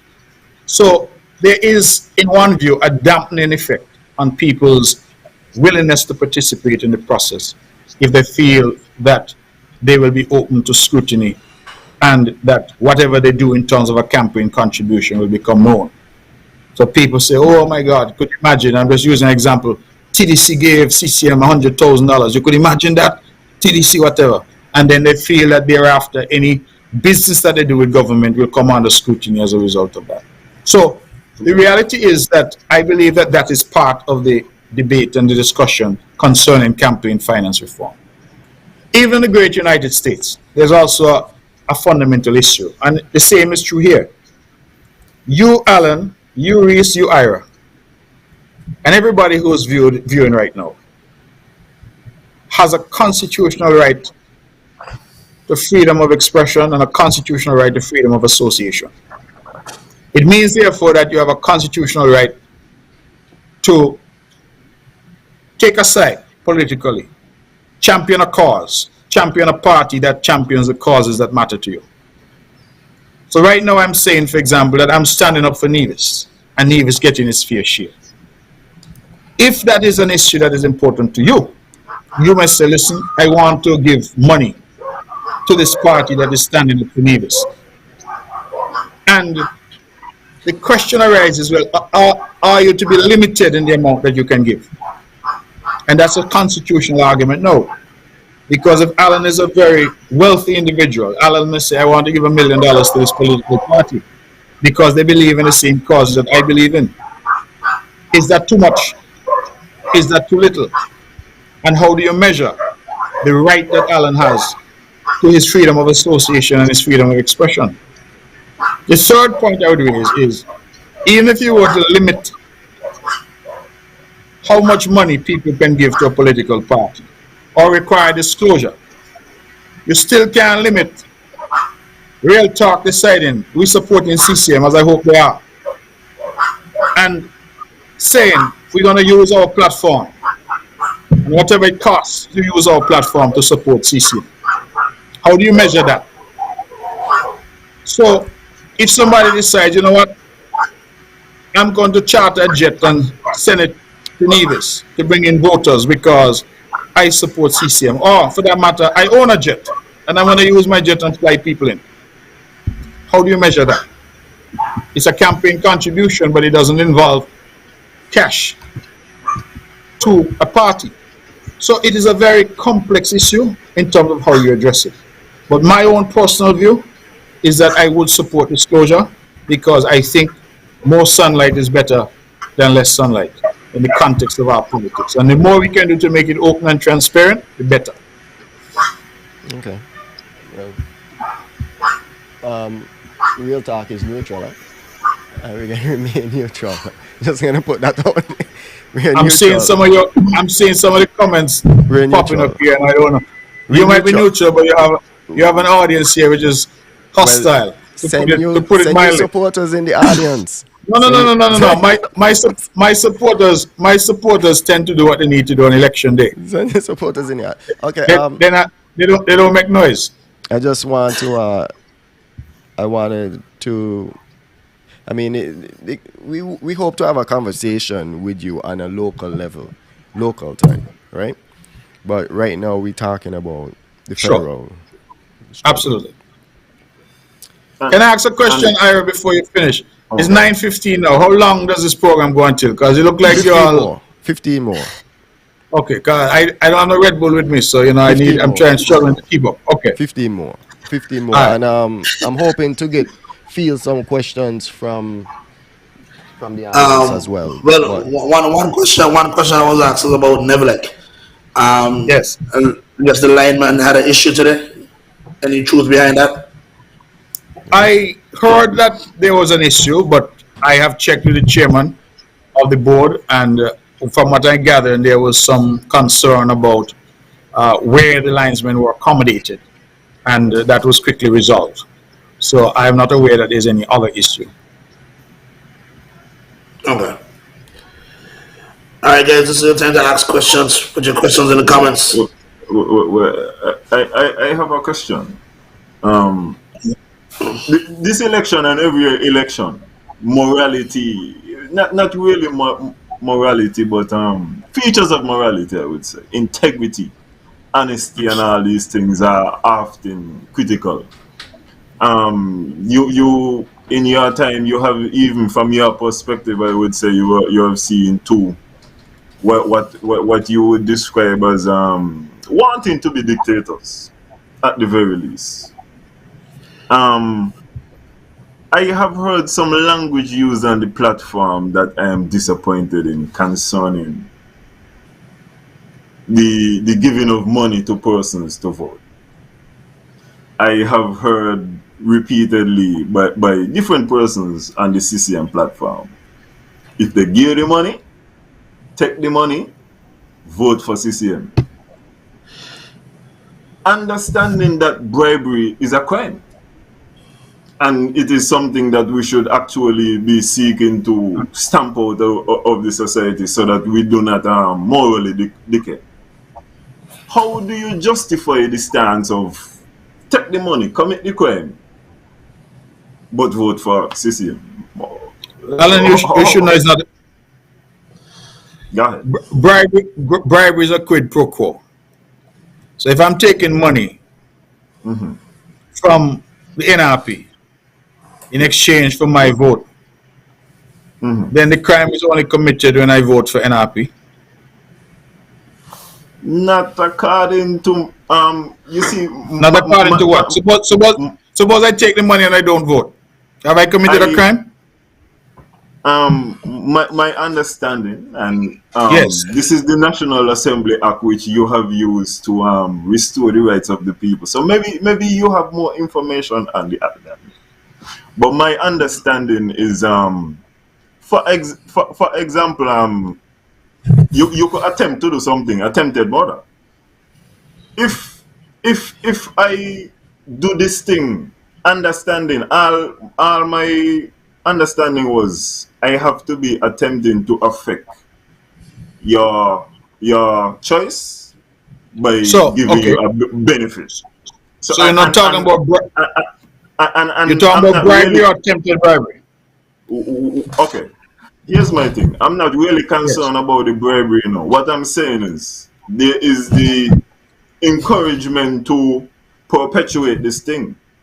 Okay. I have So not. let me. I have not heard. I have not heard because if these persons are continuously offending the law like this, I have not heard the converse of um make a report similarly to when people are disenfranchised. Let us know. Get in contact with us so that the appropriate measures. Because as I said, when you have this perpetuating, then the level of the society, and then that's why you need the peace program. So that after So this, man, I think your question is an important question, and I was sparring with you a bit about bribery, but I understand the the question as you have put it. And I understand what you've said because others have said to me that perhaps that's not an elegant response to say, take the money and vote against them. But my own view is that people will come to you and offer you things in an effort to influence you. It happens. And we would be foolish if we tried to push our head in the sand and act as ostriches like it doesn't happen. And so, my approach is, as a practical matter, is that if you keep doing this over and over and you keep losing, then at some point the light bulb goes off and say, boy, this approach doesn't work. And that is why we have said, listen, if somebody is out there and they have a bill to pay and somebody comes and says, I'll pay your bill for you in exchange for your vote, and you tell them, go ahead and pay the bill, but you don't understand how you're going to vote. And I will say, vote against them because it is disrespectful and insulting to you. That has been our position, right? It is, to my mind, taking an unrealistic view to think that people are not going to take something that is being offered to them for free. Meaning, I come and I tell you, okay, here's some money, here's whatever, that people are going to say, oh, I don't want your money. I think the best revenge, if I could use that word, to that disrespect to people is to say, okay, since you have money to throw away, thank you. And when I go in, I will deal with you. I had an example recent in the last election. A family of four said to me that a certain gentleman came to them. And the gentleman didn't even say good morning or good afternoon. He said, how much money I want for your vote?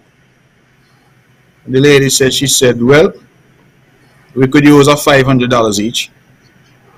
And the gentleman whipped out some cash and gave him $2,000 on the spot. And the lady rang me and she said, recounted the incident. And she said, Mr. Brantley, I used the $2,000 to pay my rent, but I went into the polling station and I voted for CCM. What sweeter revenge could there be than that? Because that is what you call throwing away money. And that is why we have taken that practical position. I understand your philosophical argument, but my view is that if people are doing that, and the result is, like this lady, where our entire family has a protest vote against that behavior, to me, that sends the harshest message that we could send to those who are involved in attempted bribery. okay. Is there anything you're doing to populate I'm saying populate to educate particularly young persons? I would have told person the first time I actually saw a constitution was when I went to Cave Hill. and a lot of them are unfamiliar with the Constitution. Are you doing anything? You have any plans to make sure that persons become more politically educated? Um, I think we try to do it through the political parties. Are you asking me, does government have a plan? Yeah, Because certainly, okay, I mean from the school perspective to educate persons. right. I confess that we have not discussed that specifically about political awareness. I think in the schools, you have sort of a general awareness that you try to create, but there is no detailed program to achieve that which you have discussed. And perhaps it needs to be introduced. That is something that we should look at. What I would encourage our people to do, though, Alan, is to read. I would encourage our people to listen. I would encourage our people to pay attention. I am surprised that so much happens in our country that people say they don't know about. Particularly in today's world of social media where everything is on WhatsApp and Facebook and every kind of book, that people still say they don't know. They never heard. And I will tell you that part of it that has surprised me, has been a personal experience of mine, that the government announces tomorrow a policy that is intended to benefit people here. I have, for example, people coming to me who are Spanish speaking people. Put differently, them not talk no English. And they come to say they want to benefit from this program. And our own people continue to say they don't know, they didn't hear, they didn't understand, whatever the case may be. I find that you and Ira and Reese are having this program tonight. It's available online. People can tune in, or I'm sure they can go back and listen. That's available, gentlemen. People can go back and record. But yet tomorrow you're going to hear people say, why Mark said this and Reese said that and Alan said that, because somebody tell them that somebody said that somebody else tell them that that is what was said on the program, when they have the ability to listen to it for themselves. And I think that is part of the difficulty that we have as we talk about education, because many of us don't bother to listen or pay attention. We listen to what somebody tell them that somebody say happened, and that's what we repeat. So part of education is also a personal responsibility. That just like you say you read the Constitution or you saw it for the first time at Keyville, there's no excuse for any young person not to go on Google and say, let me see what the Constitution says. Because it's a document like any other document and something you can read. I think one of the problems too is like from the generation before, because if your parents not like trying to push you towards these kind of things, sometimes you just get lost. Right? No, and I accept that. I'm simply saying that all of us have to work together to change the culture. And to when we hear about things, to actually inquire, find out, seek to get more information as necessary. Okay. I had another.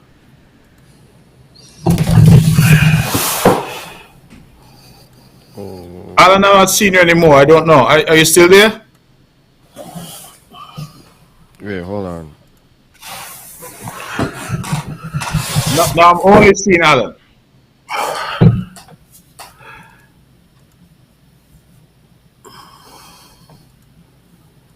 And now I'm not hearing you, Alan. Hello? It look like Alan have a little difficulty. All right, Alan. I'm not hearing Alan, you. you should be good to go. You could hear me? Yeah. Yeah. Okay. You were speaking about our development with regards to technology. I saw a youngster from Nevis, Brandon Manos, and he was attending graduation for one of his friends who is also from Nevis, and he was talking about the importance of gaining degrees in science, technology, engineering, mathematics, because these are the fields that are helping to address the problems that we have as a country. I've seen you travel, and I know that there are a number of scholarship opportunities that you have been able to secure for us. Have you been?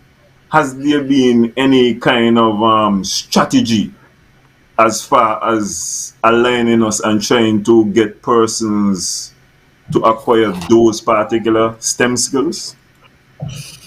Alan, short answer is yes, in terms of active encouragement. We have set up at our human resources what we call a scholarship desk that specifically is geared to outreach. We send out copious amounts of information on available training opportunities. The truth is, again, we're facing a kind of cultural phenomenon happening now in Nevis, that fewer and fewer students are expressing an interest in STEM, science, technology, But this is where the money is. I would right? like them to understand, if you want And money, mathematics. STEM. Yes, but you have a lot of, and I talk to a lot of students, and somewhere along the line, they have formed a view that some subjects are hard and some are easy. Facts. So you find that some the attitude has stepped in. Listen, if I get a degree in mathematics, which is considered to be hard, and I get a degree in social science, or I get a degree in business, which is considered to be easy. I'm not saying it is so. I'm saying seems to be the perception based on my conversations. I have the same degree, so I got a bachelor's, and especially for those who come back to work in the government, they move to the degree scale, whatever the degree is. So we're even now discussing inside government, listen, how can we change that? Meaning, how can we get to a situation where greater value is put on the kind of areas that the country needs for its development, and lesser value on the areas that the country does not need for its development? Put differently, a man who goes and does agriculture, some specialization in agriculture, should he be on the same level as somebody who does something that is perhaps more esoteric or more general? So that's a debate that we are even currently engaging with at the cabinet level. But what I would say to you, Alan, is that it is part of the problems. We, for example, have tried to reach out to students and say, listen, every year we have so many youngsters, right, who are going off to do business management, marketing, finance. Every year. We have almost nobody who's going to do engineering, mathematics, something in technology. So you know what we did as a government? We said, okay, we are going to stop offering financial assistance to those areas and put that money instead to offer to people who are doing the areas that we think the country needs. We need nurses. We need medical technicians, people who could service machinery, medical machinery and things like that. We need, as you say, people who are engaged in STEM. I'm trying to remember what STEM means. Science, technology, engineering, Mathematics. and mathematics. Right? Yeah. So we're trying to encourage that. We can't find, for example, math teachers. One of the hardest things to do, find math teachers in Nevis. And especially the applied mathematics like physics and those more specialized circumstances. We actually find ourselves in a situation now where we are considering the importation of people from CARICOM to teach some of those critical subjects. So the fundamental question we must ask is, why is it? Why is it that our students are not interested? Because as much as we say we would like people to do this thing, they have to have the interest. So I speak to young people and they tell you, oh, well, I want to be a lawyer because lawyers make a lot of money. Right? And I'm saying, well, you know, those subject areas can contribute in a significant way. Right? But how do you get them interested? How do you get their parents interested? Some of the scholarship offers, Serbia, for example, not a well-known country to us, but they have excellent technology on offer there. Romania, known throughout Europe for its technology, coding, ability to develop video games and stuff like that. Well known for that. But when I speak to young people and I speak to their parents, I often hear, man, even though that's free, that's too far. I don't want my child all the way out there in Europe. I prefer if they go UVI. I prefer if they go Monroe, because they're close. So you have a cultural phenomenon that we must also address. So it is a real issue. We need people who are specialists, whether it's in education, whether it's in healthcare, whether it's in technology, as you pointed out. You know, if we're talking about going in terms of cryptocurrency and all that, we need individuals who are versed. One of the things, for example, that we intend to introduce as part of our manifesto for our local election is a coding academy, where we want to teach our kids from a young age how to code. Now, don't ask me no details because I really don't know anything about coding. But if we can inculcate in them from a young age, listen, our young people should be able to build websites, create video games, do all the necessary, create apps, do all of these things. And as you said, there's money in it. But how do you get them interested? How do you get them to understand that, listen, yes, it involves some investment of your time, but there is reward to be had from being involved in this world of technology and for doing it. So one of the commitments we have at the local level is to introduce a coding academy in Nevis. And we've already made contact with persons who can come in and assist us in setting that up, in teaching, so that we may not be able to do it, but our children would be able to develop, and we get that next generation that comes. And there's no reason why we can't be developing our own apps here, our own video games here, building our own websites, doing all of these things. And that's what coding allows us to do. Okay. Y'all have any more questions? Well, I did. I don't know if the premier is going to stay on, but I told him 15 minutes. That has elapsed, so is. That's your way of asking me to stay for a little longer? We really didn't get any questions in from the audience. I'm trying to go through the audience and get some questions. I know one of the questions I saw was from Daniel Martin. What would attract investors to Nevis to set up crypto exchanges versus other countries? I thought that is a good question. As well as Tyrion Perkins wanted to know how stable is electricity in Nevis, because you're going to need stable electricity, of course, for something like this. I know there was a question in reference to conchs coming in from overseas, and something I was trying to find it. I saw it popped up. I don't know how true it is, so I wanted to ask you about conchs, if we're importing conchs versus supporting the local sector. And I'm still scanning through to see, because we also want the. You're asking me so many things all at once. I can't address you.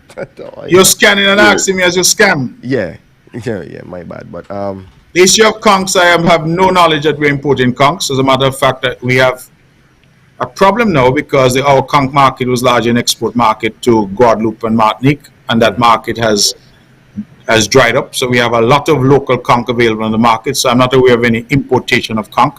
Okay. So that's news to me. Okay.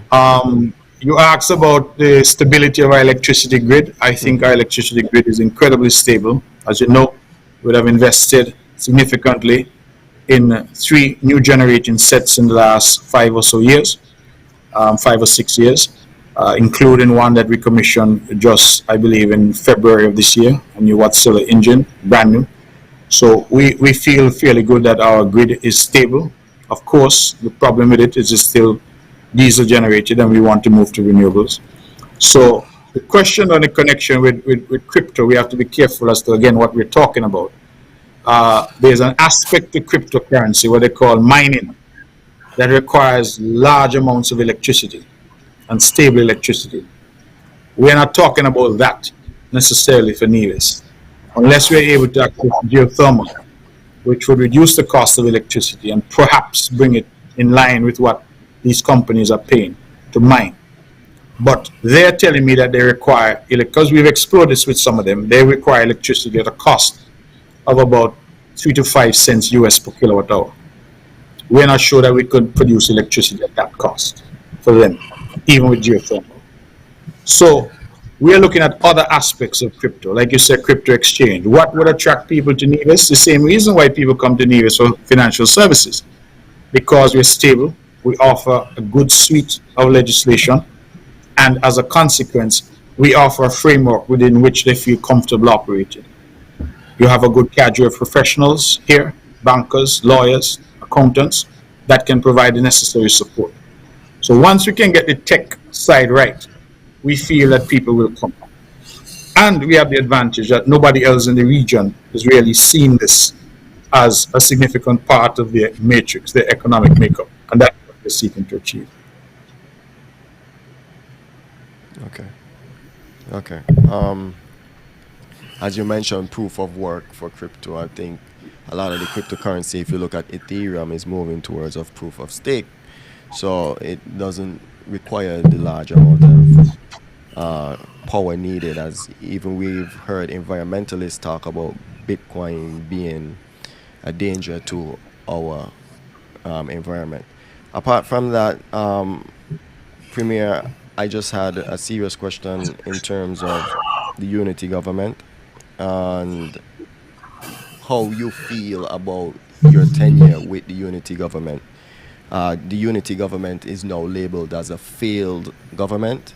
I wonder if you too feel as if you have failed the people of Nevis in any aspect, being a part of that government, being a part of a failed government, especially after you had approached them and asked them to do create history in giving you 3 seats for what I remember in our conversation was you wanted leverage. But as we saw, the 3 seats really did not provide any leverage. So how do you feel about your tenure under the unity government? Do you feel like you have failed the people of Nevis in any aspect at all? And also, one more part to that is, why are you so in a haste to join with the Prime Party when you had said on Real Talk Corner that the only way Nevis is guaranteed anything is if we have the Prime Minister? So why are you taking that off the table as well? All right. I don't know what you have, Milo. Where do we buy some kind of fruit juice? Anyway. Peach iced tea. Peach iced tea. Some vodka. Anyway, have we failed? I don't think so. I think that there have been substantial deliverables to the people of Nevis. I spoke about our passport being the #1 in the world. I believe that is an incredible accomplishment that we would have done. In 2 short years, or less than 2 years, Alexis Jeffers has already made his mark in terms of agriculture. People in Nevis got free shade houses as a consequence of his involvement at the federal level. They were able to get access to fertilizer for free as a result of his involvement. The Honorable Eric Evelyn, his champion, has been a champion for the environment. We saw him on the stage in Glasgow at COP26. In fact, his performance there was so stellar. He was the only person from the Caribbean invited to go to Monaco recently to present on issues of the environment for small states from the region. So I think that we have delivered. What the difficulty has been is whether or not we had leadership. Because remember, our concern has only been about one individual. That is the person who occupied the chair of Prime Minister. Whether or not that can be trusted to take the country forward and to honor the commitments that have been made. And we have come to the conclusion that that leader cannot be trusted to take the country forward. And that really is why we are here, because we gave that leader an opportunity to change course, an opportunity to repair the situation, and that leader refused. Now, in relation to why am I hasty to join, I'm not hasty, and I wouldn't want that language to be ever associated with me, because people who know me know that I'm very careful and I think things through. I believe in stability. I believe in approaching matters in a prudent and sensible way. But the reality has been that Unity comprises three political parties: PAM, PLP, and CCM. The PLP has left the fold. But that does not mean that the principles underpin Unity have been abandoned, because I think those principles are principles that are worthy, and principles which, if taken to their logical conclusion, benefits all the people of the country. And so I would not use the word failure or total failure. I think that if there has been a failure here, it has been in the context of the leadership being entrusted to someone who could not be trusted to carry out and keep his commitment to the team and to the people of the country. But I believe that my ministry has performed the best that any foreign ministry has ever performed in the history of St. Kitts and Nevis. And in less than 2 years, I believe Alexis Jeffers and Eric Evelyn have proved their worth in terms of their benefit and value to the people of Nevis. And most importantly, Ira, we have demonstrated that we are willing to stand strong, to stand firm on behalf of the people of Nevis. So I want to make that very clear, that that is our position, and I think the evidence supports that that is not just talk, because we have walked that walk and we have demonstrated, both in opposition and in government, that wherever we happen to be, we are standing up for the people of Nevis. All right, one last question. Yeah, I gotta get in one last question. So civil servants will be getting a 5% raise over for the next 3 years. Is there 15%. anything? Yeah, well, 15% over 3 years. 5 every 3, so you get 15. Right. Is there anything that's going to be put in place for individuals in the private sector? Are we going to raise minimum wage? Is there anything that we're looking to do for the private sector as well? Well, that is not under discussion at this point. I think what we have done is we have encouraged the private sector to clearly do right by their workers, to seek to ameliorate the increasing costs of living that we're experiencing at the moment, which has been caused by exogenous and external shocks, such as the war in Ukraine and other factors. So we are encouraging the private sector, but it is not yet on the cards about increasing the minimum wage. The minimum wage in St. Kitts and Nevis is actually much higher than it is in some of our Caribbean neighbors. So we have not mandated that. We are rather encouraging the private sector where possible. Let us also remember, gentlemen, that the country has just gone through 2 years and everybody took a beating, including the private sector. So a lot of members of the private sector are now trying to recover. And we would prefer that they maintain employment and even increase employment than to put an additional burden on them to say, you need to pay more money, because that may result in them deciding, well, listen, we have to retrench, maybe let go of some workers, or we can't take on more workers because the wage bill has increased. So these are matters that I think we encourage, but we would leave that to the private sector and individual firms to determine how they go. The private sector individuals I've spoken to have also indicated that their approach is to basically give increases where they think increases are merited. So where they have good workers, they reward those good workers with increases. The government has not always operated in that fashion. What the government tends to do is give across the board increases. So good workers get an increase in government, bad workers get an increase in government. People come to work and give you an honest day's work for an honest day's pay, they get an increase. And people who every day come late, take an extra hour for lunch and leave early, they also get the increase. So the private sector is saying to us that they prefer to give increases based on performance, unlike the government, which gives an across-the-board increase. But you're correct that our position is that the public servants in Nevis will get a 15% increase, 5% retroactive, which I'm grateful has already been paid, 5% January 1st, 2023, 5% January 1st, 2024, which works out to 15.8%, I think my math friends are telling me, in total, in terms of what the increase is, because clearly it is compounded over the course of that period of time. The largest single increase to public servants in the history of Nevis. All right. Well, I think that's it. Gentlemen, any more questions? Or we could wrap it up. Yeah, I want to know when is the local election. Well, you and I would want to know. So, By March I think we're on the same 2020, page, Ira. by March 2020. You have I think Alan has provided the perfect answer by March of 2023. Definitely. and one more question. Yes. If Timothy Harris is returned as Prime Minister, and this is politics, so it There is is no possible, possibility of that. right? You can't have my It is not possible. I am not going to. Anyway. You ask a question, but it ain't gonna happen. Go ahead. Okay. Go ahead. It ain't gonna happen, but go ahead. Ask a question.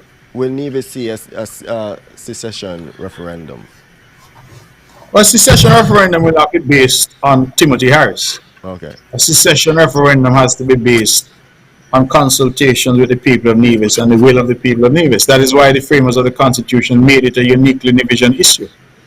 It is one of the few issues in the Constitution which has absolutely nothing to do with Sinkit. Meaning that to activate it is entirely a Nevis issue, Nevis matter.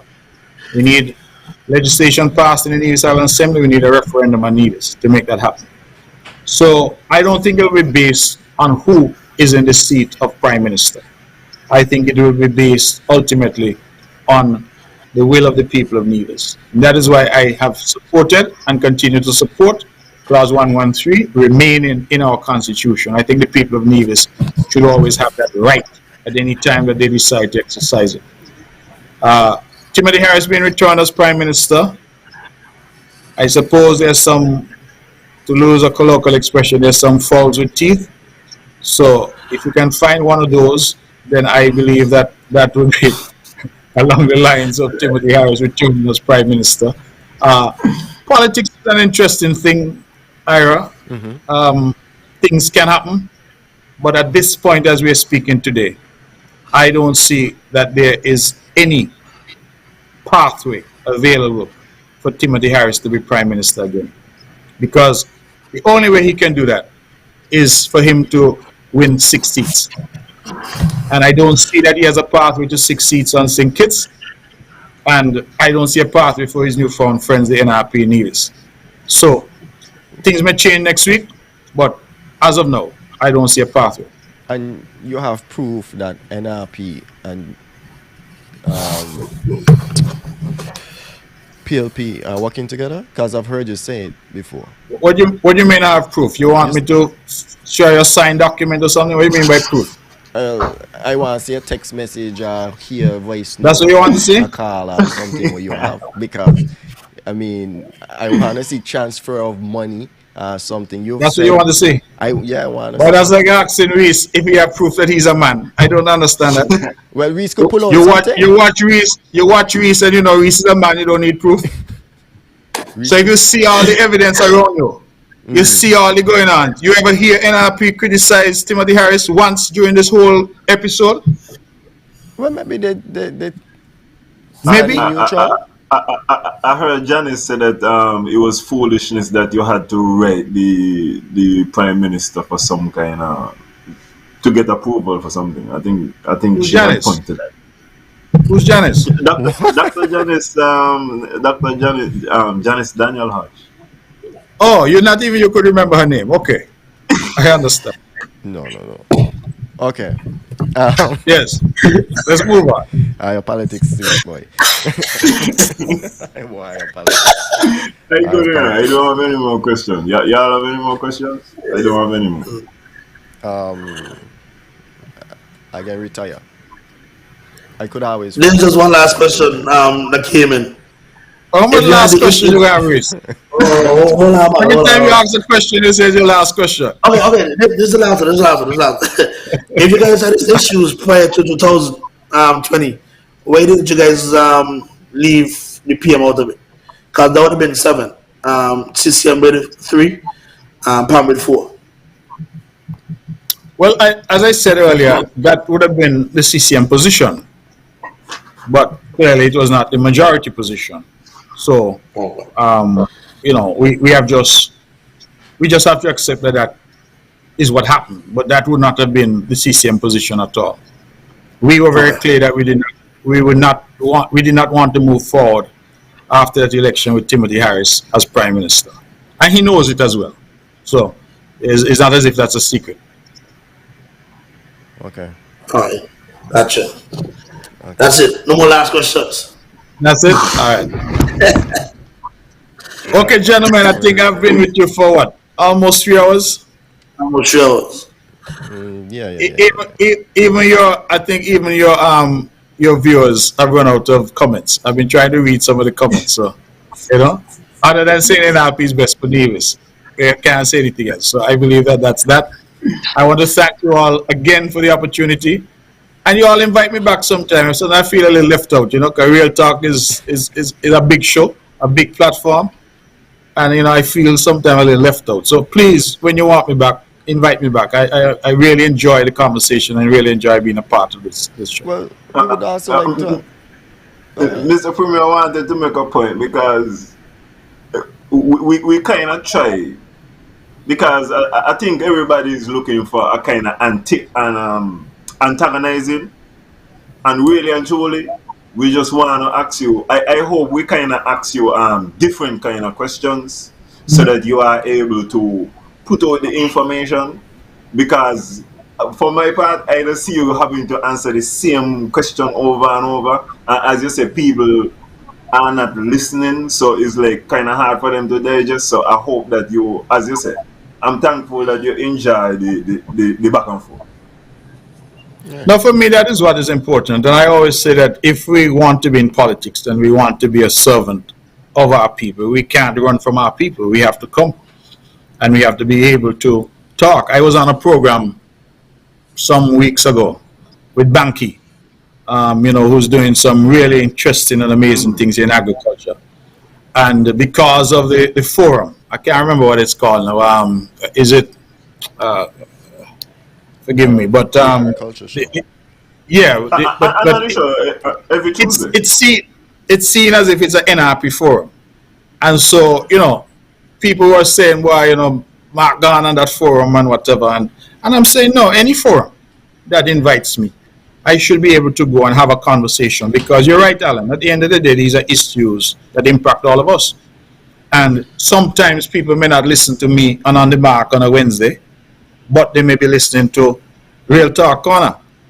So you try to reach as many people as you can with your messaging, because it's important that people hear all sides and are able to determine what they think is in the best interest. And I always say that I respect the electorate.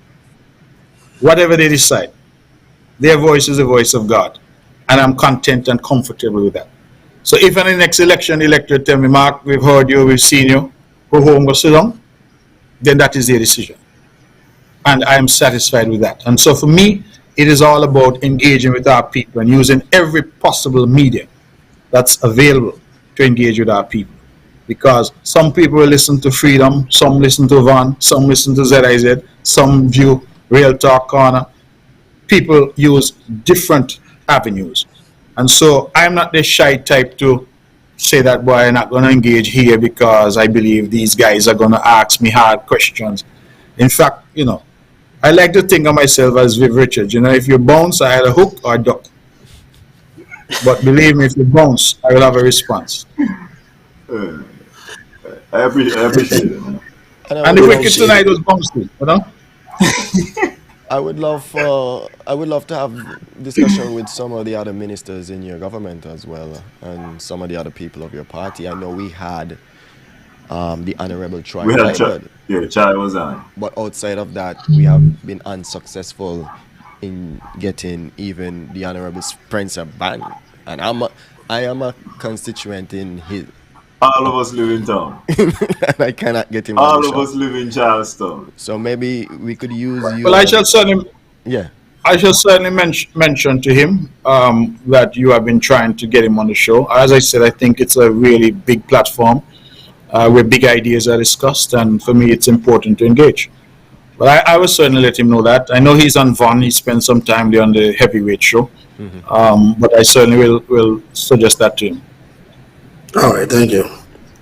Don't let Mickey hear though. Don't let the PRO hear. Don't let him hear that. But No, don't let just whisper it in Spencer ear. Don't let the PRO hear. no, you're gonna keep on for Mickey.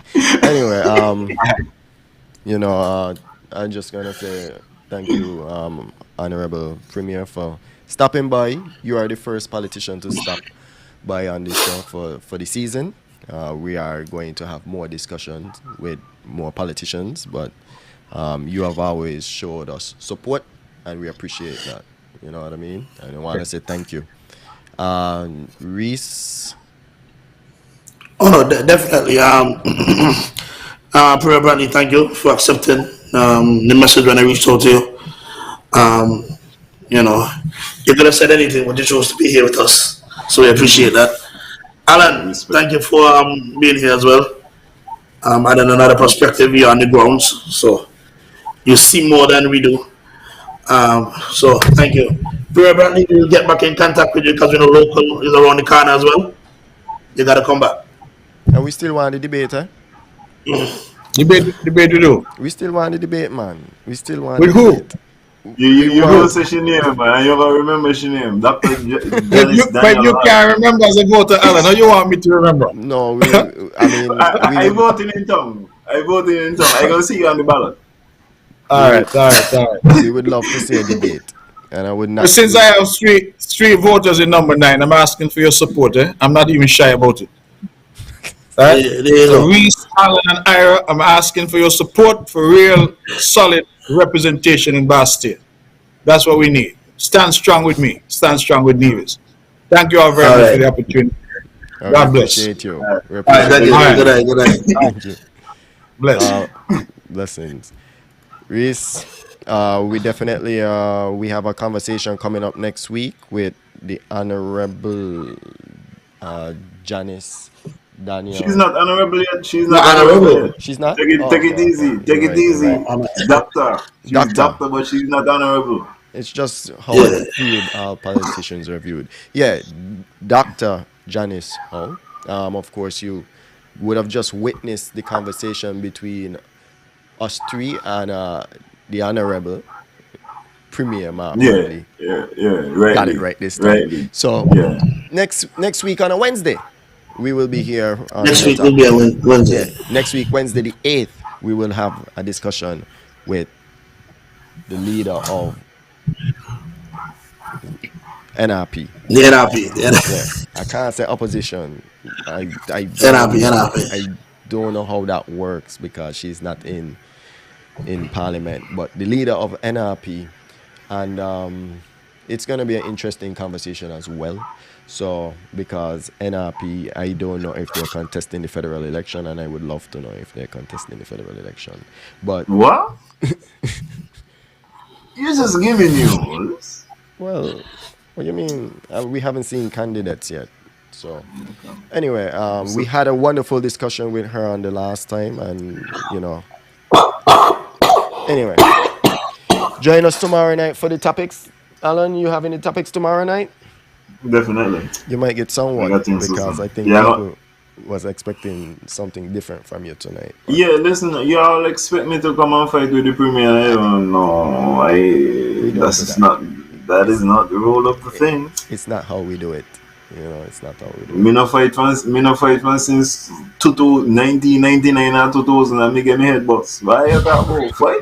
I don't fight with nobody. I have questions to ask. We ask the questions, and I feel But like yeah, I'm gonna address it tomorrow though because I see the comments. yeah. I see the comments. Yeah. I took notes. So Okay. don't worry. I felt like the premier we asked questions. Of course, we give each candidate the opportunity to speak. We wouldn't cut across Dr. Daniel Hodge. We would never cut across her when she's speaking, and I felt, Alan, you asked great questions, Reese. You know what I'm saying. So anyway, thank you everyone for joining. Huh? DJ Nyan say in the comments he hear the releasing candidates on Freedom FM on Okay, Friday. okay. That'll be excellent and exciting So to go Yeah, into next week's conversation. here's why I don't believe. So Why? you're telling me Freedom FM. NRP releasing the candidates from Freedom FM. NRP getting Singis going to release the It candidates. just Well, released. Oh, If I was NRP thinking that. there, I yeah. was thinking that. NRP there do that. Watch out, if they got on Freedom FM, it's only to don't know saying participate.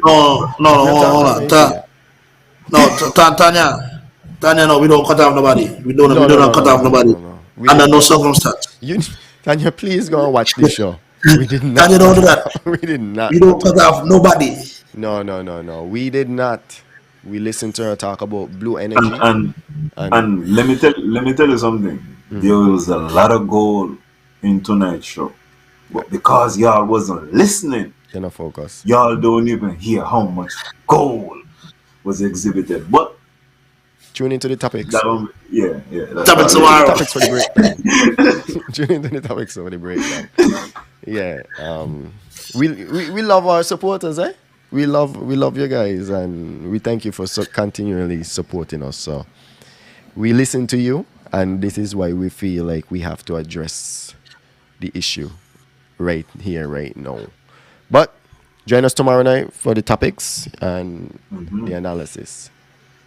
We out.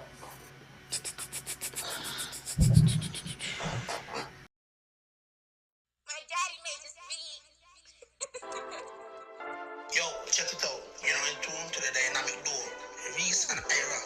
On the corner, real talk corner. Real Entertainment Network. Iron Reese. The talk is still real. We still on the corner. We gonna touch on some topics. SKN. We got topics. Let's have a discussion. The people got questions. The people want answers. Yeah, we got topics. Let's have a discussion. The people got questions. The people want answers. Yeah, it's real talking. It's real talk. It's real talking. It's real talk. It's real talking. Real talk. It's real talking. Real talk. Yeah. Iron Reese. Dynamic duo, Talk is still real. We still on the corner. real talk We corner. gonna touch on some topics.